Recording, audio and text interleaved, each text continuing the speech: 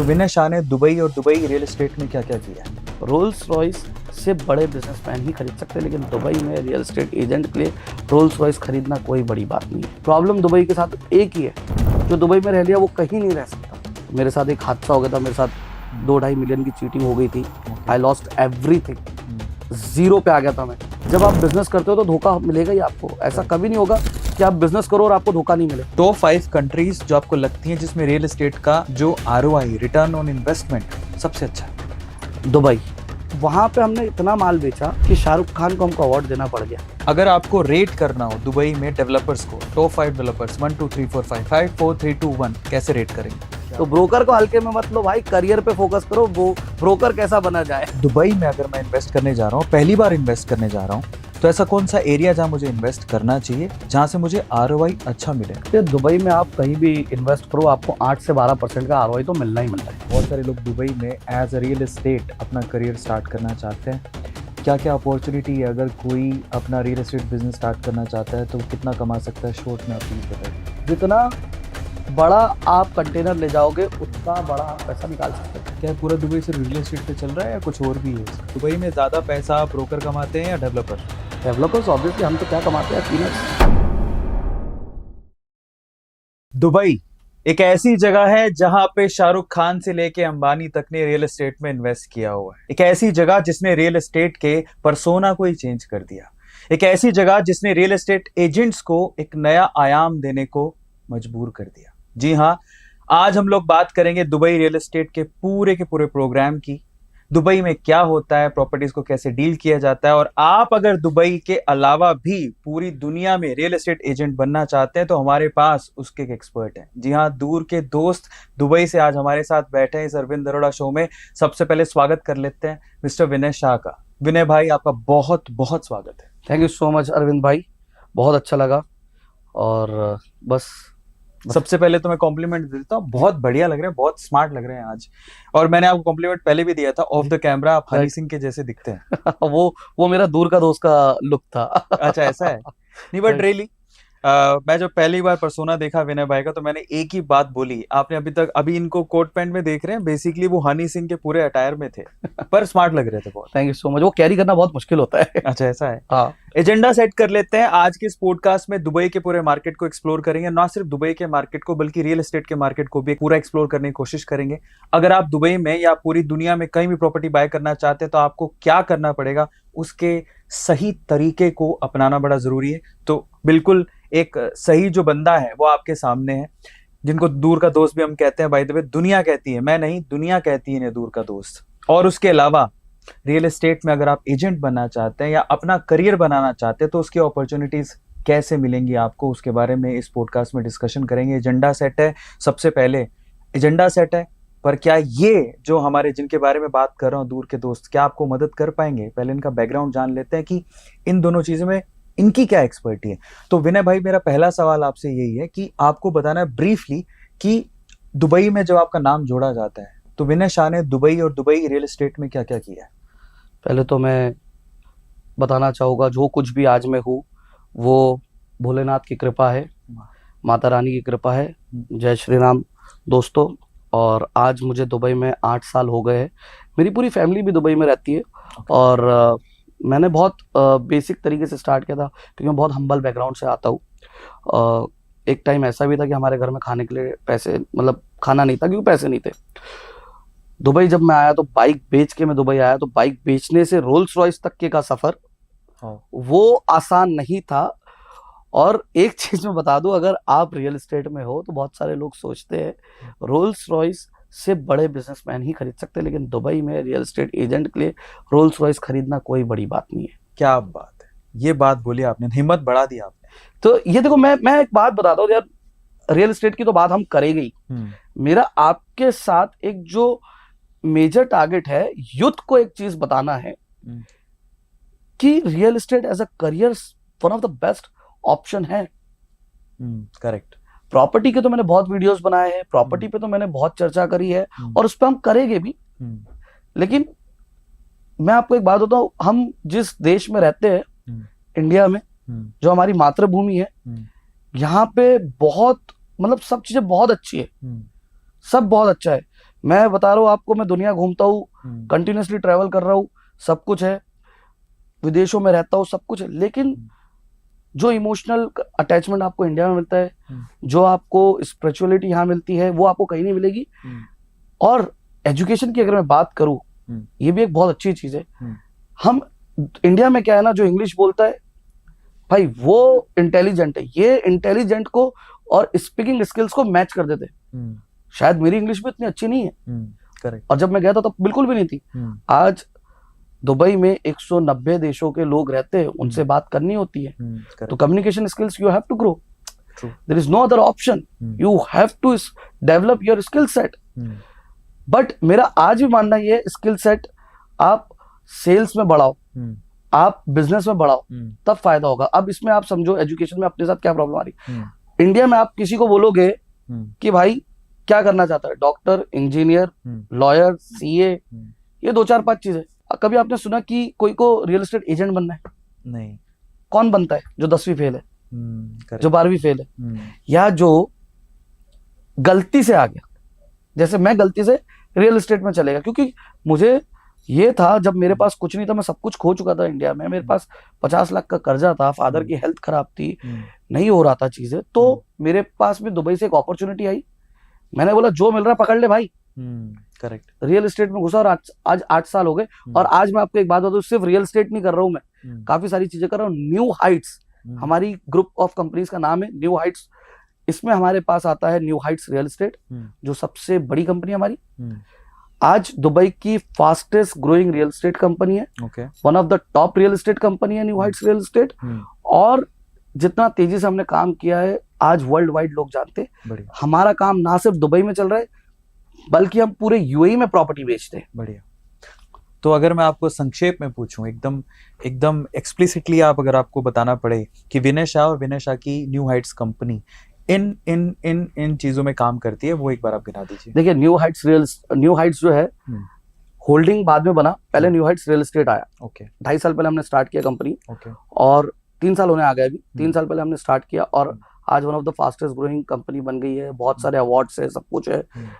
आज हमारे पास 250-300 लोग काम कर रहे हैं। तो रियल एस्टेट जब हमने स्टार्ट किया, तो हमको ये समझ में आया, जब प्रॉपर्टी का हैंडओवर होता है, जब डिलीवरी होती है, तब क्लाइंट को लोन भी चाहिए। बढ़िया। तो हमने new Heights financial broker start किया। बढ़िया। अब उस प्रॉपर्टी को या तो रेंट करना या रिसेल करना, तो उसका एक अलग डिपार्टमेंट बन गया, रेंटल और रिसेल का, एक वो भी हमारे पास है। उसके बाद आपको हॉलीडे होम, किसी लोगों को हॉलीडे होम पे लगाना है या हॉलीडे होम चाहिए, तो उसके लिए भी हम लोग वर्क कर रहे हैं अभी। वो अभी फुल फ्लेज स्टार्ट नहीं हुआ, लेकिन वो शुरू हो जाएगा। फिर उसके बाद हमने देखा हर चीज के लिए मार्केटिंग लगती है। एक हमने चीज देखी, नोटिस करी, जो अचीवमेंट विनय शाह ने, न्यू हाइट्स ने, दूर के दोस्त की प्रोफाइल ने किया है। मैं यहाँ पे बात कर रहा हूँ कंपनी की प्रोफाइल्स की, सोशल मीडिया प्रेजेंस की, जो हमने अचीव किया, उस वजह से बिजनेस आया। हमारा 90% बिजनेस आता है सोशल मीडिया से। बढ़िया। तो हमने एक चीज ये नोटिस करी कि बहुत सारे लोग हैं जो हमें पूछ रहे थे कि कैसे करते, क्या करते। हमने उन्हें गाइड भी किया, फिर वो कर नहीं पाए, तो हमारे पास आए कि आप हमारा अकाउंट हैंडल करो। तो हमने एक चीज बोली कि यार आप कर ही रहे, तो फिर अब इसी तरीके से न्यू हाइट्स मार्केटिंग मैनेजमेंट भी आ गया। बढ़िया। तो ये सारी चीजें हो गई। अब इसके अलावा हमने फिर डिसाइड किया फाइनली कि न्यू हाइट्स से जो जुड़ेगा, वो उसको हर चीज मिलेगी। रियल एस्टेट मिलेगा, होम लोन मिलेगा, रिसेल मिलेगी, रेंटल मिलेगा, इंटीरियर हम करवा रहे। अभी हमारे ऑफिस का नया, जब तक ये पॉडकास्ट आएगा तब तक हमारा ऑफिस हैंडओवर हो चुका होगा। तो हमने बड़ा ऑफिस लिया है दुबई के अंदर, खरीदा है खुद का अभी 6000 स्क्वायर फीट का, लगभग 25 करोड़ का हमने वो खरीदा है। तो उसमें हम इंटीरियर करा रहे, वो हम खुद करवा रहे। बढ़िया। वास्तु, मैं खुद भी वास्तु जानता हूँ कुछ हद तक, लेकिन हमारे पास वास्तु एक्सपर्ट्स भी है। तो हमने वास्तु के लिए भी कंसल्टेंसी चालू करी है। अगर आपको किसी को वास्तु समझना है, देखना है, तो हम गाइड कर सकते हैं। तो रियल एस्टेट से जुड़ा सब कुछ हम कर रहे हैं, और ना सिर्फ दुबई में कर रहे हैं, अभी हम इंडिया की प्रॉपर्टी भी बेच रहे हैं। जो मेजर सिटीज है, वहां की प्रॉपर्टीज भी हम एनआरआई क्लाइंट्स को दे रहे हैं, जो हमारे साथ सोशल मीडिया पे कनेक्टेड है, जो दुबई में रहते हैं, जो यूएई में रहते हैं, उनको हम गाइडेंस दे रहे हैं। और हमारा जो काम है वर्ल्ड वाइड चल रहा है। देखिए, अगर आप हमें, मेरी प्रोफाइल अगर आप स्क्रॉल करोगे, तो यू विल सी कि मैं कभी लंदन में हूँ, कभी मैं सऊदी, कभी मैं हर जगह। हमारी टीम, मैं से मतलब है टीम, हमारी टीम हर जगह जा रही है। ऑस्ट्रेलिया में हमारी टीम 1 महीना थी, अभी फिर जाएगी। कनाडा जाएगी। लंदन में 4 महीना थी। लंदन में तो हम ऑफिस शॉर्टलिस्ट कर दिए, लंदन में ऑफिस हमने फाइनलाइज कर दिए। मैं खुद 3-4 महीने था लंदन। मुद्दा पता है क्या है अरविंद भाई? जो दुबई में रह लिया ना, प्रॉब्लम दुबई के साथ एक ही है, जो दुबई में रह लिया वो कहीं नहीं रह सकता। ओके। अब लंदन कोई जाने तैयार नहीं। मेरी एक तो रिक्वेस्ट है, अगर आप लोग लंदन में रहते हो तो मुझे बताओ, मैं आपको लंदन में हायर कर लूंगा अपने ऑफिस के लिए। लंदन में ऑफिस खोलना चाह रहे, सऊदी की मार्केट में हम कैप्चर करना चाह रहे हैं, तो बहुत सारी चीजें जो हम वर्ल्ड वाइड कर रहे हैं। ओके। सिंगापुर में हमारा इवेंट था। अभी हम लोग जो है एक चीज लेकर आ रहे हैं, जो आपने बोला बताओ, क्योंकि हमारा बिजनेस इतना बड़ा हो गया है कि इसमें टाइम जा रहा है बताने में। प्रॉपर्टी एक्सपो लेकर आ रहे हैं। हमने लंदन में प्रॉपर्टी एक्सपो में पार्ट लिया था। सिंगापुर में हमने प्रॉपर्टी एक्सपो में पार्ट लिया। जब हमने देखा कि मार्केट बहुत बड़ी है और बहुत अच्छे तरीके से काम हो सकता है, तो हम प्रॉपर्टी एक्सपो अब दुनिया की ऑलमोस्ट मेजर सिटीज में ले जाना चाहते हैं। बढ़िया। दुबई में पहला प्रॉपर्टी एक्सपो हम करेंगे, फिर हम लोग लंदन में करेंगे, सिंगापुर में करेंगे, और भी जगह ऑस्ट्रेलिया में हम चाह रहे, कनाडा में चाह रहे, यूएस में चाह रहे, जहां जहां हमारे क्लाइंट्स है वहां हम कर रहे हैं। बढ़िया। इंडिया में भी हमने सोचा है दिल्ली में और मुंबई में करने का, तो ये हमारा प्लान है। और इसके अलावा हम इन्फ्लुएंसिंग के अंदर भी काफी प्रेजेंस हमारा है, तो इन्फ्लुएंसिंग अवार्ड भी हम लोग कर रहे हैं। रियल मतलब हम हर वो चीज करना चाह रहे हैं जहां से लोगों तक पहुंचा जाए। ओके। और फाइनली लास्ट हमारा टारगेट है टूर एंड ट्रैवल कंपनी डालना। ये मैं बात कर रहा हूँ 2026-27 का। और अल्टीमेट गोल हमारा है डेवलपमेंट में आने का, न्यू हाइट्स डेवलपमेंट। क्या बात है। तो विजन फाइनली रिजवान साजन 2.0 कह सकते हैं आपको? नहीं? वो हमारे आइडियल भी है, और वो हमेशा मुझे बोलते कि विनय तू मेरे को हमेशा ना 30 साल पुराना रिजवान की याद दिलाता है। और हमारे बहुत क्लोज रिलेशन है उनके साथ में। मतलब he is one of my mentor personally. कभी भी कुछ भी हेल्प लगती है, ही इज देयर। जब पिछले 2.5 साल पहले की बात बताऊं, मेरे साथ एक हादसा हो गया था। मेरे साथ 2-2.5 मिलियन की चीटिंग हो गई थी। आई लॉस्ट एवरीथिंग, जीरो पे आ गया था मैं। तो मेरे को रिजवान सर ने बोला, विनय कोई बात नहीं। मैं रो रहा था, परेशान था, डिप्रेशन में था। मेरे को रिजवान सर बोले, विनय कोई बात नहीं, तू कर लेगा, जीरो से स्टार्ट कर। क्योंकि जब आप बिजनेस करते हो तो धोखा मिलेगा ही आपको। ऐसा कभी नहीं होगा कि आप बिजनेस करो और आपको धोखा नहीं मिले। तो बहुत सारे नए बिजनेस ओनर्स मेरे से पूछते हैं, या पुराने बिजनेस ओनर्स भी पूछते हैं, यार आप बहुत लकी हो।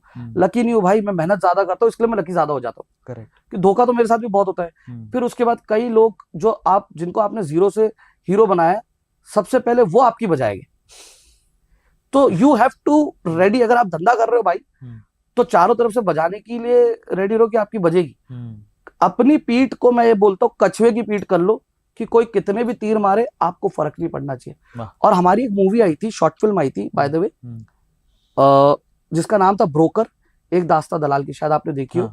उसमें रिजवान साजन सर भी है। और वो जो स्टोरी है ना, जो भी लाइफ में ब्रोक है, वो बंदा उस स्टोरी को देख ले, उस मूवी को देख ले। मैं लिख के देता हूँ आपको, गूज बम्स आएंगे। दूसरे दिन से आप उसके अंदर एक नया व्यक्ति देखो। वो हीरो कौन है इस मूवी का? वो मूवी एक्चुअली देखे जाए तो मेरी बायोपिक है। ओके। और हमारी टीम ने बहुत अच्छा काम किया है। लीड रोल में आप ही हैं?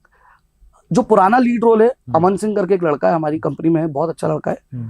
उसने कैरेक्टर बहुत अच्छे से निभाया है। और जो पुराना जो विनय था, क्योंकि दुबला पतला सा गरीब दिखने वाला, वो अटायर पूरा उसने बहुत, क्योंकि मैं दुबला था, दुबला तो नहीं हो सकता था, अभी तो मैं वो कैरेक्टर में आ ही नहीं सकता था। तो वो वाला पार्ट उसने किया है, और अभी वाला पार्ट मैंने किया है। ओके, बहुत बढ़िया। अगर मैं आपसे पूछूं, क्योंकि आप पूरी दुनिया में रियल एस्टेट का काम करते हैं, सिर्फ दुबई में नहीं करते, तो मैं आपको इस सेगमेंट में अलग अलग थोड़े थोड़े सवाल पूछूंगा। मेरा पहला सवाल, जिसको ब्रीफ से आंसर करना है, टॉप 5 कंट्रीज जो आपको लगती हैं जिसमें रियल एस्टेट का जो ROI, रिटर्न ऑन इन्वेस्टमेंट, सबसे अच्छा है। Dubai number one. Okay. Dubai, और उसके बाद में जो लगता है हांगकांग है, सिंगापुर है, फिर थोड़ा बहुत मैं जो देखूंगा लंदन होता है, और फिर न्यूयॉर्क हो गया। तो इस टाइप से आपको ROI मिल जाएगी। लेकिन जो ROI, जो फ्लेक्सिबिलिटी आपको दुबई देगा, वो पूरा दुनिया नहीं दे सकता। बढ़िया। अब दुबई किस किस तरह की फ्लेक्सिबिलिटी देता है जो पूरी दुनिया में नहीं मिलती? देखिए, सबसे पहले तो इजी, हर चीज में इजी। आपको बिजनेस खोलना है, 24 घंटे 48 घंटे में आपके पास आपका ट्रेड लाइसेंस आ जाएगा, बिना किसी बाबू को टेबल के नीचे पैसा खिलाए। सब ऑनलाइन है, सब इजी है। दूसरी चीज, सपोर्ट। आपको दुबई में हर चीज का सपोर्ट मिलेगा, सब ऑनलाइन है, कोई इश्यू नहीं है। तीसरी इंपॉर्टेंट चीज, आपको वहां पे ना ट्रांसपेरेंसी बहुत मिलेगी। ये नहीं कि आपके साथ में धांधलेबाजी हो रही है, चीटिंग हो रही है। देखो इंडिविजुअली कोई बीच में एजेंसी करे वो अलग बात है, लेकिन वहां पे सारी चीज क्लियर है। बढ़िया। चौथी चीज, आपको कभी भी ये नहीं रहेगा कि चोरी होगी कोई चीज। अभी हमारी आदत खराब है, हम कहीं भी कोई भी चीज रख देते। क्यों? क्योंकि दुबई ने बिगाड़ दिया भाई। दुबई ने आदतें खराब कर दी है। कहीं पे मोबाइल रख के चले गए, कहीं पे वॉलेट रख के चले गए। हम बाकी जगह नहीं कर सकते ये सब चीजें। करेक्ट। और सबसे इंपॉर्टेंट चीज, टैक्स फ्री जो बोलते हैं, टैक्स फ्री पूरा कंप्लीट टैक्स फ्री नहीं है दुबई। ये भी एक मिथ है, मैं आपको आप क्लियर कर दूं। बार बार जो बोलते हैं Dubai tax free tax free tax free, tax free क्या है और टैक्स फ्री नहीं है वो चीजें मैं बताता हूँ। सिर्फ आपको एज अ नॉर्मल पर्सन आपको वेट पे करना है। ओके। 5% का वेट है। ऐसा नहीं है कि आप हर बार वेट पे कर रहे हो। ओके। अल्टीमेट जो कस्टमर होता है उसको वेट पे करना होता है 5% का। ओके। कई कंट्रीज में होता है पहले कस्टमर पे कर रहा है, फिर उसके बाद होलसेलर कर रहा है, रिटेलर कर रहा है, स्टेट को टैक्स जा रहा है, गवर्नमेंट को टैक्स अलग जा रहा है, सेंट्रल गवर्नमेंट को। वहां वो सब नहीं, 5% का वेट है जो हर चीज पे लगता है। इजी है, कोई वो नहीं है। दूसरा आपका है कॉर्पोरेट टैक्स। कॉर्पोरेट टैक्स भी बहुत ज्यादा नहीं है, 9% है। मुझे भरने में वो भी बहुत चुभा है, सही बताओ तो मुझे वो भी भरने में चुभा है, क्योंकि मैंने बोला दुबई ने आदत खराब कर दी है। करेक्ट। आदत बिगाड़ दी है, क्योंकि अभी तक टैक्स नहीं था, अब टैक्स आया कॉर्पोरेट टैक्स। बट आप सोचो, ये कब से लागू हुआ है? अभी हुआ है। अभी पहला बार हमने भरा है इसको। अच्छा। 24 में लगा था, 25 में हमने भरा है उसको।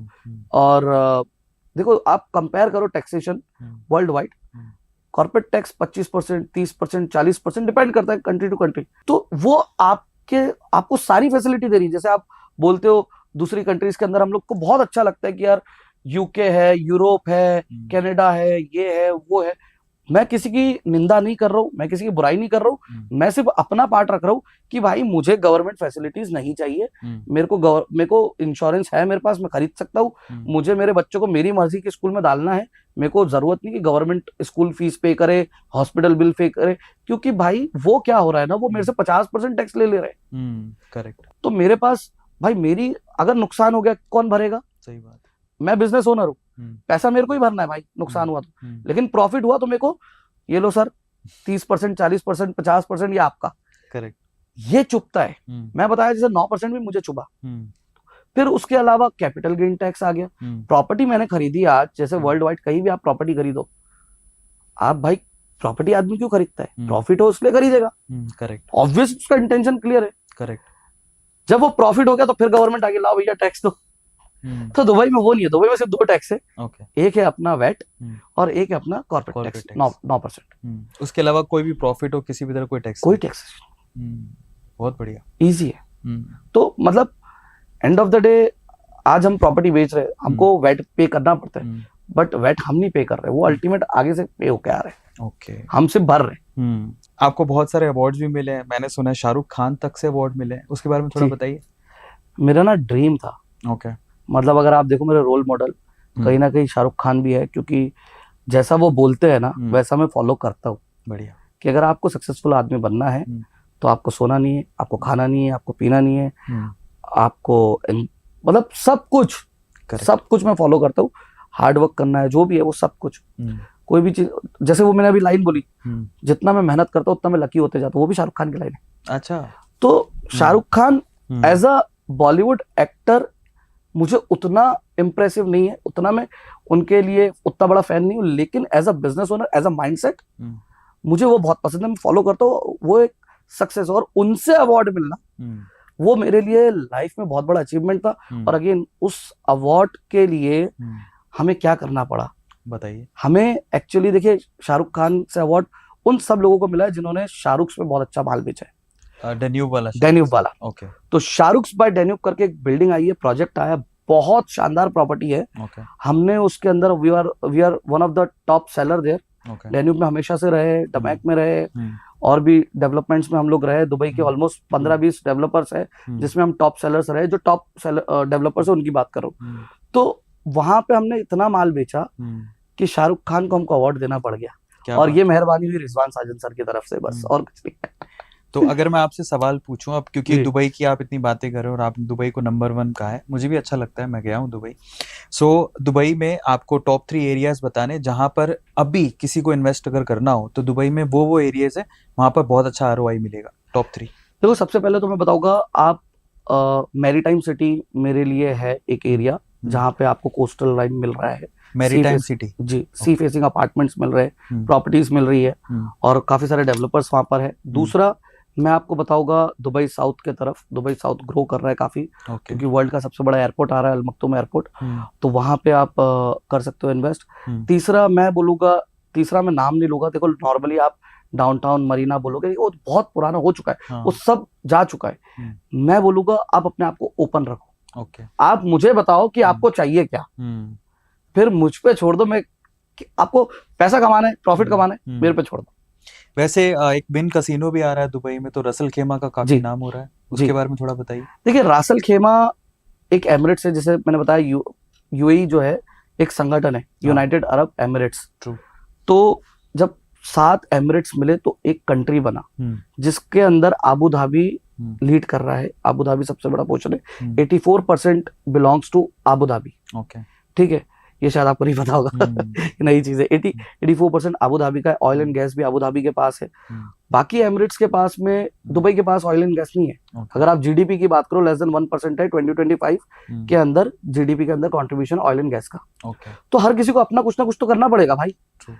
अब आबू धाबी तो अपना एस्टेब्लिश है ऑयल एंड गैस पे, दुबई ने अपने आप को एस्टेब्लिश कर लिया है, शारजा ऑलरेडी एस्टेब्लिश्ड है, उसने अपने चीजों खड़ी कर ली है, अजमान एस्टेब्लिश है अपने आप में। तो वैसे रासल खेमा को कुछ करना था, तो रासल खेमा के अंदर अभी रियल एस्टेट बूम कर गया है। क्यों कर गया है? क्योंकि विन आ रहा है।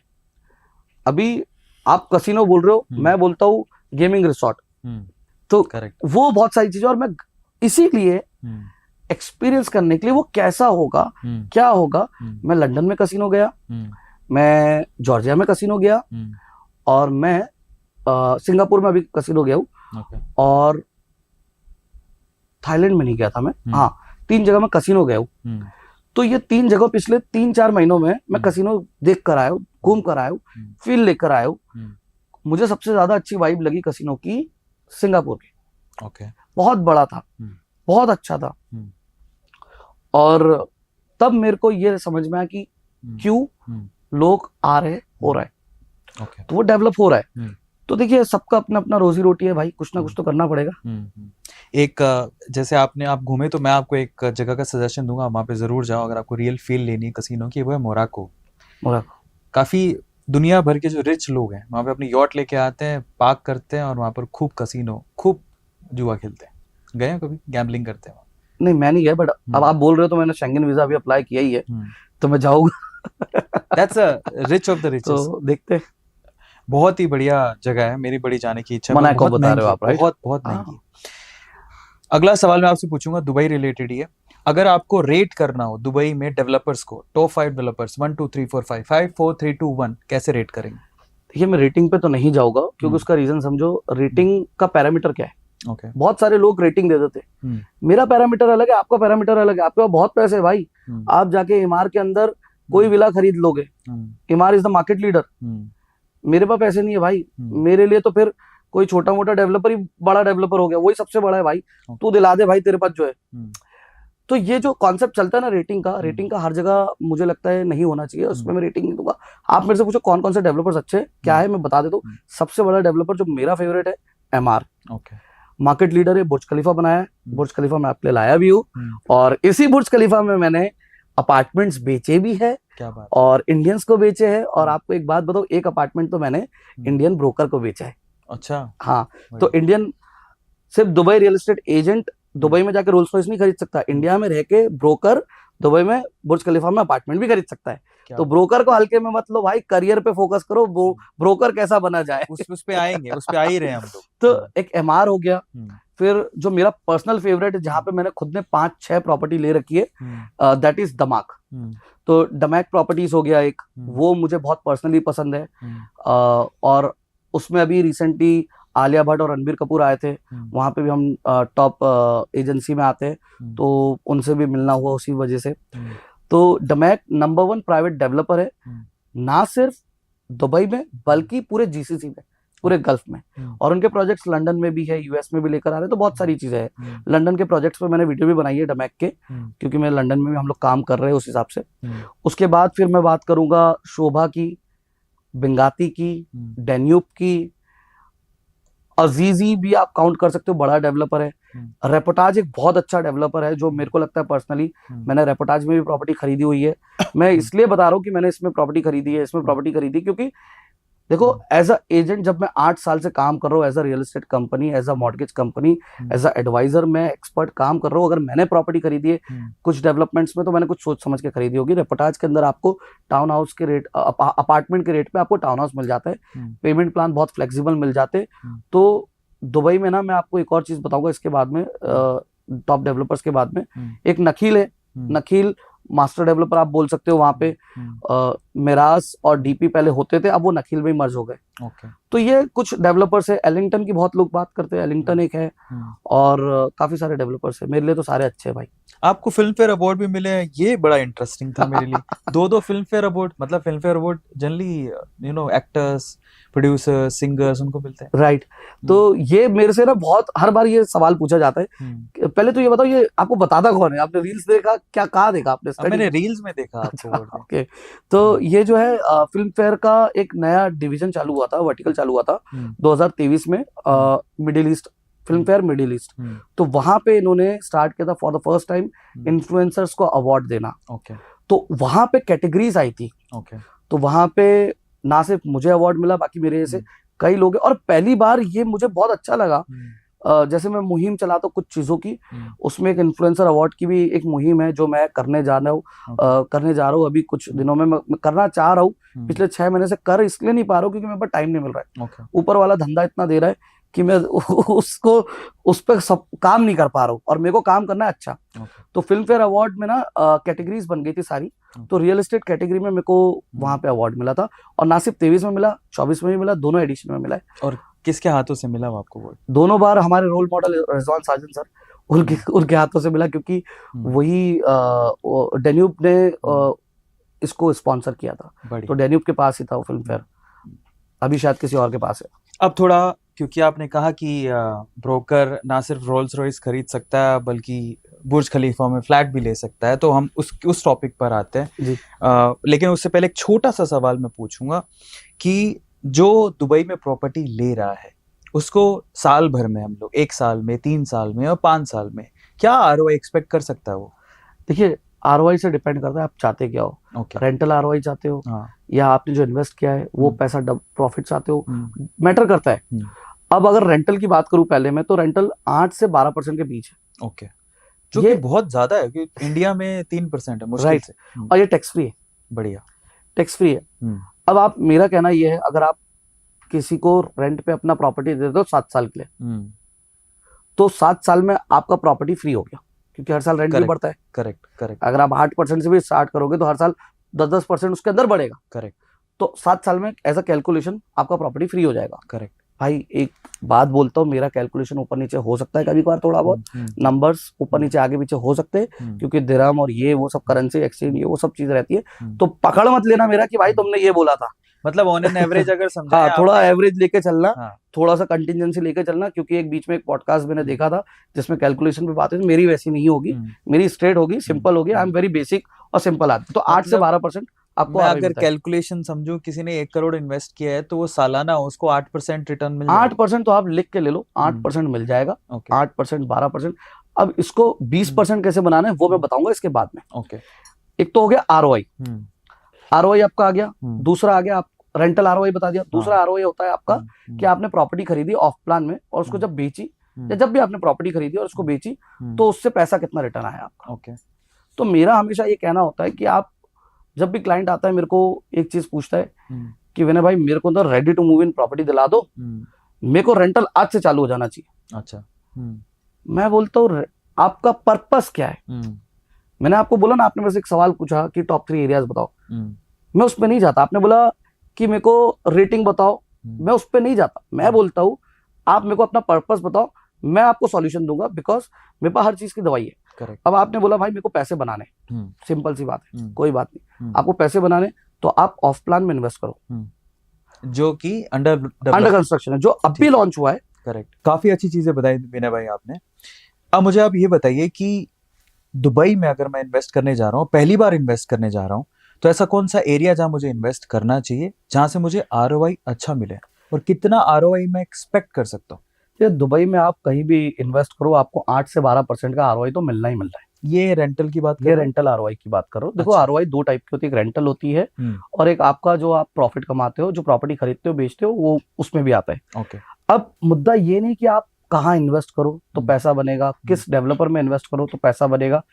पैसा ओवरऑल दुबई में बन रहा है। एक चीज तो आपको समझना पड़ेगा, जब मार्केट ग्रो कर रहा है तो ओवरऑल दुबई का मार्केट ग्रो कर रहा है, तो रेंटल अगर बढ़ रहा है तो ओवरऑल दुबई का रेंटल बढ़ रहा है। ऐसा नहीं हो रहा है कि एक बिल्डिंग का बढ़ रहा है दूसरी बिल्डिंग का नहीं बढ़ रहा है। किसी का हो सकता है ज्यादा बढ़े, किसी का थोड़ा कम बढ़े, लेकिन बढ़ सबका रहा है। ओके।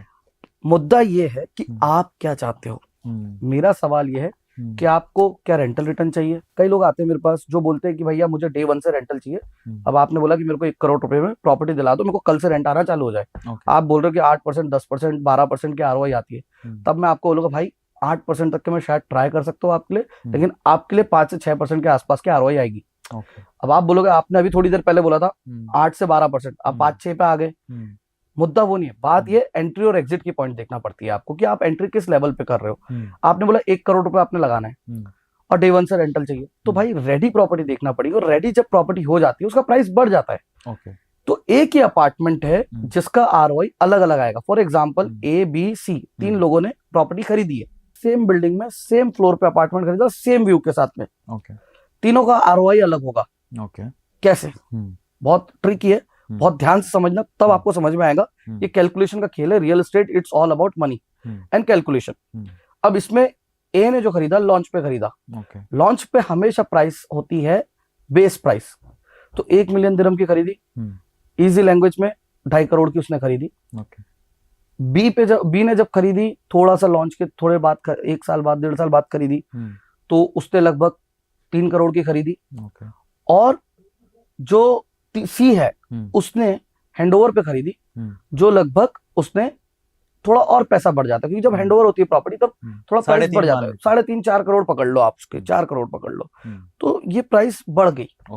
2.5 करोड़ और 4 करोड़ डिफरेंस आ गया। अब रेंटल जो आ रहा है वो स्टैंडर्ड है, मतलब 1 मिलियन दिरहम की property, 1 million is equal to 2.5 crore.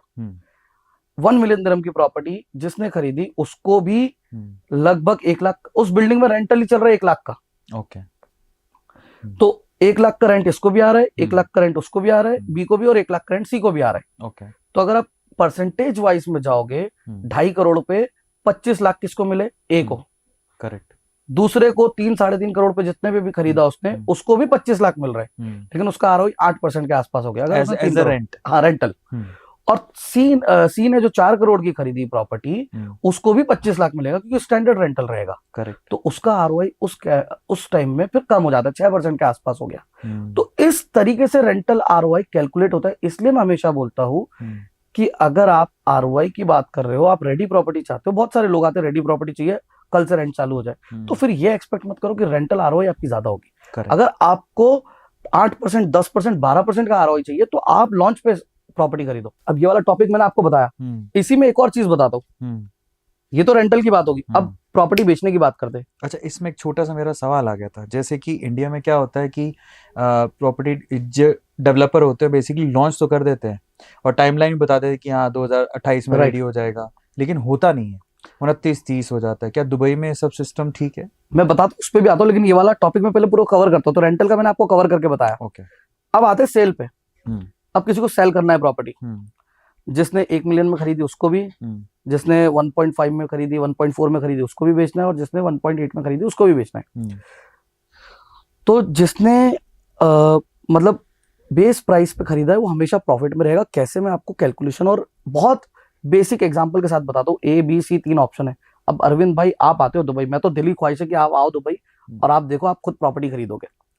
तो आप बोलते हो विनय भाई मेरे को प्रॉपर्टी दिलाओ, तो मैंने 3 ऑप्शन दे दिया आपको। 3 सेलर, पहले सी के पास गए हम, ढूंढा धांडा, तो सी बोलता है यार मैंने 4 करोड़ में खरीदी है, मेरे रजिस्ट्री मिलाकर के पैसे लग गए, जो भी है, मेरे को 5 करोड़ चाहिए, लगभग 2 मिलियन वो मांग रहा है। करेक्ट।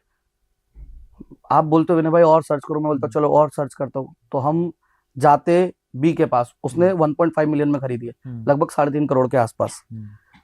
अब हम उससे बात करते हैं, भैया बताओ कितने में देगा, तो वो अपने को क्या एग्जांपल देगा कि अभी पीछे रजिस्ट्री हुई है 4 करोड़ की, करेक्ट, 1.8 की, तो आप मेरे को कम से कम उतना तो दो। तो जो सी का था उसका हमने नॉकआउट कर दिया ऑफर। अब हम आगे बी पे नेगोशिएट कर रहे हैं। फिर हम और ढूंढते, तो हम जाते ए के पास, ए से बात करते, भैया बताओ कितने में बेच रहे हो, तो वो भी फिर वही बोलेगा कि यार देखो अभी जो लेटेस्ट ट्रांजैक्शन हुई है 4 करोड़ की हुई है, उसके पहले जो भी थी ठीक है। फिर हम बोलते हैं यार वो बंदा हमको ऑलरेडी 4 करोड़ में दे रहा है, हम बी के पास गए, तो वो बोलता है चलो ठीक है तुम मेरे को और थोड़ा कम दे दो। करेक्ट। कभी भी जो बेस प्राइस पे प्रॉपर्टी खरीदेगा ना, उसका लॉस नहीं होगा। करेक्ट। अब देखो बेस प्राइस में जिसने खरीदी वो हमेशा प्रॉफिट में, क्यों? क्योंकि उसने पूरा पैसा कभी दिया ही नहीं है। करेक्ट। उसने 50% दिया, 1.25 करोड़ दिया है उसने, ठीक है, 1.25 करोड़ उसने हैंडओवर तक दिया है, वो भी टुकड़ों टुकड़ों में दिया है, थोड़ा थोड़ा करके। मंथली 1% का प्लान है, 0.5% का है, 0.25% का है, स्टार्टिंग में 20% लग गया, ठीक है, वो टुकड़ों टुकड़ों में दिया है। लेकिन आप देखो हैंडओवर में जब वो बेचने जा रहा है, उसको जो प्रॉपर्टी का जो रेट मिल रहा है वो किसके अगेंस्ट मिल रहा है? टोटल वैल्यू के अगेंस्ट मिल रहा है। करेक्ट। अगर वो 2.5 करोड़ में खरीदी हुई प्रॉपर्टी मार्केट में बेचने जाता है गिरी से गिरी हालत में, उसको 4 करोड़ तो मिल रहा है। अब आप बोलोगे प्रॉफिट कितना हुआ? भाई 1.25 करोड़ लगाया है और 1.25 करोड़ पे 1.5 करोड़ का प्रॉफिट हो रहा है। मेरे को बताओ पूरी दुनिया में 3 साल में कौन दे रहा है आपको? कोई नहीं दे रहा। मतलब मैं जनरल बात कर रहा हूँ जिसमें अश्योरिटी है। करेक्ट। और ये नेट है, इसके ऊपर आपकी कोई गवर्नमेंट आके नहीं बोल रही भैया कैपिटल गेन टैक्स या दूसरी प्रॉपर्टी खरीद रहे हो बताओ, वो सब है ही नहीं। और जो रेंट आ रहा है वो भी नेट है, करेक्ट, उसमें भी कोई टैक्स नहीं है। करेक्ट। मैं आपको बताऊं टैक्सेशन सिस्टम अगर आप देखो, रेंटल इनकम पे टैक्स लगता है, कैपिटल गेन टैक्स लगता है, वर्ल्ड वाइड लगता है, इंडिया में भी लगता है, बाहर भी लगता है। करेक्ट। और कुछ कंट्रीज ऐसी है जो उनके जो नागरिक है वो दुनिया में कहीं भी रहे, उनको टैक्स पे करना है, कहीं भी इनकम कमाए। ओके। तो दुबई इसलिए सही है मुझे लगता है। और अब जो आपने सवाल किया था, डिले होता है, डिले देखो डिपेंड करता है। डिले थोड़ा 19-20 हो गया चलता है, 6 महीने 8 महीने समझ में आता है, कोई प्रॉब्लम नहीं है। लेकिन अगर उससे ज्यादा डिले होता है तो पेनल्टीज लगती है। देखो सबसे पहले तो आपको इकोसिस्टम को समझना पड़ेगा। प्रॉपर्टी खरीदने के पहले मैं हमेशा बोलता हूँ, पहले लोग क्या करते हैं, सीधा प्रॉपर्टी सर्च करने लगा, best property in Dubai, best developer in Dubai, best real estate agent in Dubai, Vinay Shah. बढ़िया। तो इसमें होता क्या है ना, मैं बोलता हूँ वो मत सर्च करो, पहले फंडामेंटल सर्च करो, सब सिस्टम समझो। और हमेशा मैं बोलता हूँ बेस्ट डेवलपर, बेस्ट प्रॉपर्टी मत सर्च करो, best agency, best agent search करो कि उसकी मार्केट में क्रेडिबिलिटी क्या है, वो कितने साल से है, वो आपको सही राइट डायरेक्शन दिखाएगा। भैया आपको तकलीफ होती है, डॉक्टर के पास जाते हो ना, तो वैसा रियल एस्टेट का एडवाइजर है, उसके पास जाओ।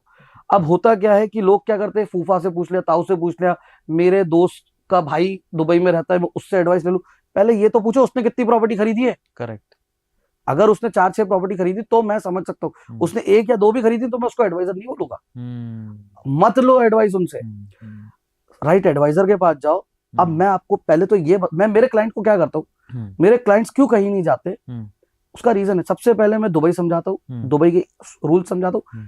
फिर जो आपका सवाल है ना, how safe the investment is, delay तो नहीं होगा, मेरे को प्रॉपर्टी मिलेगी तो सही, और ये बनता भी, क्योंकि दुनिया में मतलब ऐसा कोई भी नहीं है जो अपने पैसे से प्यार नहीं करता भाई, जो बात है साफ बात है। करेक्ट। तो अब होता क्या है ना, दुबई में रूल्स बने हुए रह रहा है, DLDA दुबई लैंड डिपार्टमेंट, जो सब ट्रैक करता है, हर चीज ट्रैक करता है। इवन दुबई के अंदर कोल्ड कॉलिंग भी अलाउड नहीं है, जैसे डेटा पकड़ लिया, कॉल कर दिया, सर आप प्रॉपर्टी देख रहे हो, नहीं भाई ये भी अलाउड नहीं है। फिर उसके बाद में इतने सख्त रूल है, मतलब सोचो कि एक कॉल आपको गया है, आपने कंप्लेंट कर दी तो उसके अगेंस्ट फाइन आ जाता है और वो भरना पड़ता है। भरना ही पड़ेगा, क्या करोगे?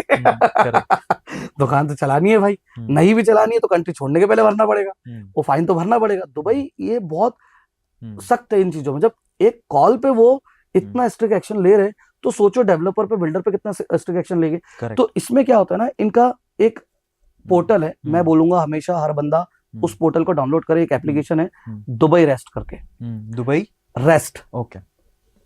तो दुबई रेस्ट में क्या होता है, आप जाओ, आप उसमें विनय शाह सर्च करोगे तो आपको मेरा नाम मिल जाएगा, मेरी कितनी डील्स हुई है वो दिख जाएगी, जो रजिस्टर्ड है वो सारी चीजें दिख जाएगी, ब्रोकर की हिस्ट्री, ज्योग्राफी सब दिख जाती है। बट उसमें ऑफ प्लान वाली डील्स नहीं दिखती है, उसमें सेकेंडरी ज्यादा दिखती है। अब इसमें क्या होता है, वहां पे आपको प्रोजेक्ट की डिटेल मिल जाएगी। आपने सर्च किया XYZ प्रॉपर्टी कोई भी, फॉर एग्जाम्पल आपने डमैक आइलैंड का सर्च किया, जो अभी बहुत चल रहा है। डमैक आइलैंड ने लास्ट ईयर वर्ल्ड रिकॉर्ड बनाया था, Guinness book of world record, और अपना वर्ल्ड रिकॉर्ड उन्होंने खुद तोड़ा इस बार 13.6 बिलियन दिरहम की प्रॉपर्टी बेच के एक दिन में, और उसमें हम टॉप 10 में हैं। बहुत बढ़िया। थोड़ा हमारा भी हो जाता है इसमें। तो आपने सर्च किया डमैक आइलैंड, तो आपको कंस्ट्रक्शन अपडेट मिल जाएगी। आप कोई भी प्रोजेक्ट का नाम डालो, रेरा नंबर होता है। देखो, मुझे खुद को बिल्डर बनना था। जब मैं इस रेस में उतरा, जैसे मैंने स्टार्टिंग में बताया न्यू हाइट्स डेवलपमेंट लेकर आएंगे, तब मेरे को पता तो था क्या कितना डिफिकल्ट है। जब मैं उतरा इसमें, तब मैं बैक हो गया। ओके। ऐसा कोई इंसान नहीं है जो हारा नहीं है, ऐसा कोई बिजनेसमैन नहीं है जो हारा नहीं है। हम वहां हार गए। क्यों हार गए मैं बताता हूँ। जब आप रेरा डीएलडी के पास जाते हो, डीएलडी बोलता है भैया पहले प्लॉट का है, प्लॉट आपको खरीदना है अपने पैसों से। अच्छा। फिर आपको डिजाइन सबमिट करना है। और ऐसा नहीं है दुबई में कि कहीं भी किसी भी हिसाब की बिल्डिंग बना दी। हर एरिया का जो होता है प्रॉपर एक स्केलिंग है, पूरा मैप होता है उसका, कि वहां पे ग्राउंड +3 की बिल्डिंग बन सकती है, कि ग्राउंड +30 की बन सकती है, कि अनलिमिटेड हाइट की बन सकती है। ओके। तो ऐसा नहीं है कि आपने प्लॉट लिया और अपने हिसाब से बना दिया जितने पैसे, नहीं। दूसरी चीज, वहां पे बिल्डिंग का पूरे एरिया का स्ट्रक्चर डिसाइड होता है, ब्लूप्रिंट होता है, कि यहाँ पे हॉस्पिटल आएगा, यहाँ पे स्कूल आएगी, यहाँ पे मॉल आएगा, यहाँ पे कमर्शियल बिल्डिंग आएंगी, यहाँ पे रेसिडेंशियल बिल्डिंग आएंगी, यहाँ पे होटल आएगा, यहाँ पे मिक्स बिल्डिंग आएंगी जिसके अंदर रेसिडेंशियल भी होगा, कमर्शियल भी होगा। वो सब प्री डिसाइडेड होता है मास्टर डेवलपर के थ्रू। यहाँ पे मेट्रो आने वाला है, यहाँ पे आरटीए बस आने वाला है, पूरा सब कुछ। तो जब आप ब्लूप्रिंट खोलते हो ना, तब आपको ये नहीं है कि भाई कुछ भी नहीं, आपको समझना पड़ता है पहले आपका बजट क्या है, आप क्या डिलीवर कर सकते हो, और सबसे कठोर बात क्या है, टाइमलाइन। आपने प्लॉट ले लिया है, ऐसा नहीं चलेगा। पहले होता था दुबई में, लोगों ने इंडिया जैसा सिस्टम बना दिया था, और सबसे ज्यादा इन्वेस्ट करने वाले प्लॉट में हमारे देसी लोग थे, हमारे भारतीय लोग थे। तो हमने क्या किया, जैसे अभी हम बैठे दिल्ली, गुड़गांव, ये सब जगह पे प्लॉट ले रखे लोगों ने, प्लॉट लेके बेच दिए 10 साल 20 साल बाद में, तो पैसे बढ़ गए। वहां पे वो सिस्टम नहीं है। पहले था कि लोगों ने प्लॉट लिए, फिर वो बना ही नहीं रहे थे। तो बाद में जो प्लॉट्स आना चालू हुए ना, वो कंस्ट्रक्शन टाइमलाइन के साथ आना चालू है। चाहे आप इंडिविजुअल अपना विला बनाना चाह रहे हो, या बिल्डिंग बनाना चाह रहे हो, या कुछ भी बनाना चाह रहे हो, तो उसपे ना एक सर्टेन टाइमलाइन दिया हुआ है। अच्छा। अब अगर उसको फेल करते हो आप, सर्टेन टाइमलाइन के बाद आप जाते हो, तो उसमें फिर आपको फाइन्स पड़ते हैं, और वो होते बहुत हैवी फाइन होते, पर डे फाइन होते। तो ये सारी चीजें। अब इसमें क्या होता है, डीएलडी बोलता है भैया पहले अपना प्लॉट खरीदो अपने पैसों से, कोई क्राउड फंडिंग नहीं, ये नहीं वो नहीं। फिर उसके बाद एस्क्रो अकाउंट पहले, फिर प्रोजेक्ट का डिजाइन आता है, डिजाइन सबमिट होता है। डिजाइन सबमिट होने के बाद में उसमें पूरा जो लिखा है वो आपको फुलफिल करना है। प्लॉट एरिया 25,000 है, जीएफए जो आपका ग्रॉस फ्लोर एरिया होता है, जितना बन रहा है पूरा टोटल बिल्टअप एरिया, वो कितना होगा। 25,000 स्क्वायर फीट पे आप कई बार 50,000 भी बना सकते हो, कई बार 1 लाख स्क्वायर फीट भी बना सकते हो। वो डिपेंड करेगा plot to plot, area to area. फिर उसके बाद आप नीचे कमर्शियल शॉप्स डाल सकते हो कि नहीं डाल सकते हो, हर बिल्डिंग में अलाउड नहीं है, इसलिए दुबई में कमर्शियल की डिमांड इतनी बड़ी हुई है। तो वो सब सबमिट करना पड़ेगा। फिर उसके बाद आप रेरा में रजिस्टर करोगे अपना प्रोजेक्ट, फिर आएगा आपका एस्क्रो नंबर आएगा, एस्क्रो अकाउंट आएगा आपका। रेरा नंबर आने के बाद में जब आप एस्क्रो अकाउंट खोलोगे, तो उसको बेचने के पहले एस्क्रो में पहले डेवलपर को खुद से पैसा जमा कराना पड़ता है भैया, एज अ सिक्योरिटी डिपॉजिट, कि भाई मैं जो भी प्लॉट तो ले लिया, फिर जो भी है पैसा रख रहा हूं थोड़ा बहुत, उसको पैसा भी रखना पड़ता है थोड़ा बहुत, फिर जाके वो प्रोजेक्ट लॉन्च कर सकता है। अच्छा, इतना टेढ़ी खीर है। हाँ, इसके अंदर एक और चीज, जो लोग वीडियो बना के डाल देते हैं बस, वो भी अलाउड नहीं है। ब्रोशर डाल दिया नहीं है, जब तक आप डीएलडी से अप्रूवल नहीं लोगे। जैसे मेरे कोई भी वीडियो को आप देखोगे, उस पे हमेशा क्यूआर कोड होता है। क्यूआर कोड को आप सर्च करोगे, तो उस क्यूआर कोड पे आपको प्रॉपर्टी की पूरी डिटेल मिल जाएगी। उसका रूल ये है डीएलडी का कि भैया 5 सेकंड का कम से कम आपको क्यूआर कोड वहां पे डालना है।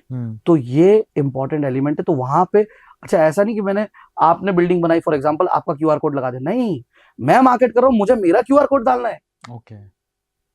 उसको जनरेट करने के लिए अलग प्रोसेस है, वो अलग बहुत लंबी प्रोसेस है, वो भी गवर्नमेंट से, ये डीएलडी से, उसके लिए तरकीसी से आपको परमिट लेना पड़ता है, बहुत सारी चीजें। Failing to do anything, minimum fine start होता है 50,000 दिरहम, मतलब 12 लाख रुपए से। तो ये तो प्रोजेक्ट की बात कर रहा हूं भाई, 5 लाख 6 लाख 10 लाख कितने भी दिरहम लग सकते हैं। तो ये इतने सख्त रूल है। फिर जब गवर्नमेंट इतनी सख्त है तो आपको डेवलपर को भी थोड़ी सी रियायत दी हुई है, ऐसा नहीं कि गला ही दबा दिया। यह है कि भाई 6 महीने तक आप डिले, चलो ठीक है, समझ में आता है, हो सकता है चल जाएगा। फिर उसके बाद में 6 महीने का जस्टिफिकेशन मांगेंगे अगर डिले हुआ तो। फिर अगर 1 साल बाद डिले होता है तो फिर उसके ऊपर पेनल्टीज पड़ना चालू होती है। पेनल्टीज पड़ती है। कई केसेस में ऐसा भी हुआ है कि कंपनसेशन क्लाइंट्स को मिला है और नहीं तो फिर गवर्नमेंट को आपको पे करना पड़ता है। अब आप बोल रहे हो कि यार आपका पैसा सेफ है, सिक्योर है, कभी डेवलपर भाग गया तो क्या होगा? और ये पहली बार नहीं है, कोई पहला सवाल नहीं है, होता है और होता आया है और होता रहेगा।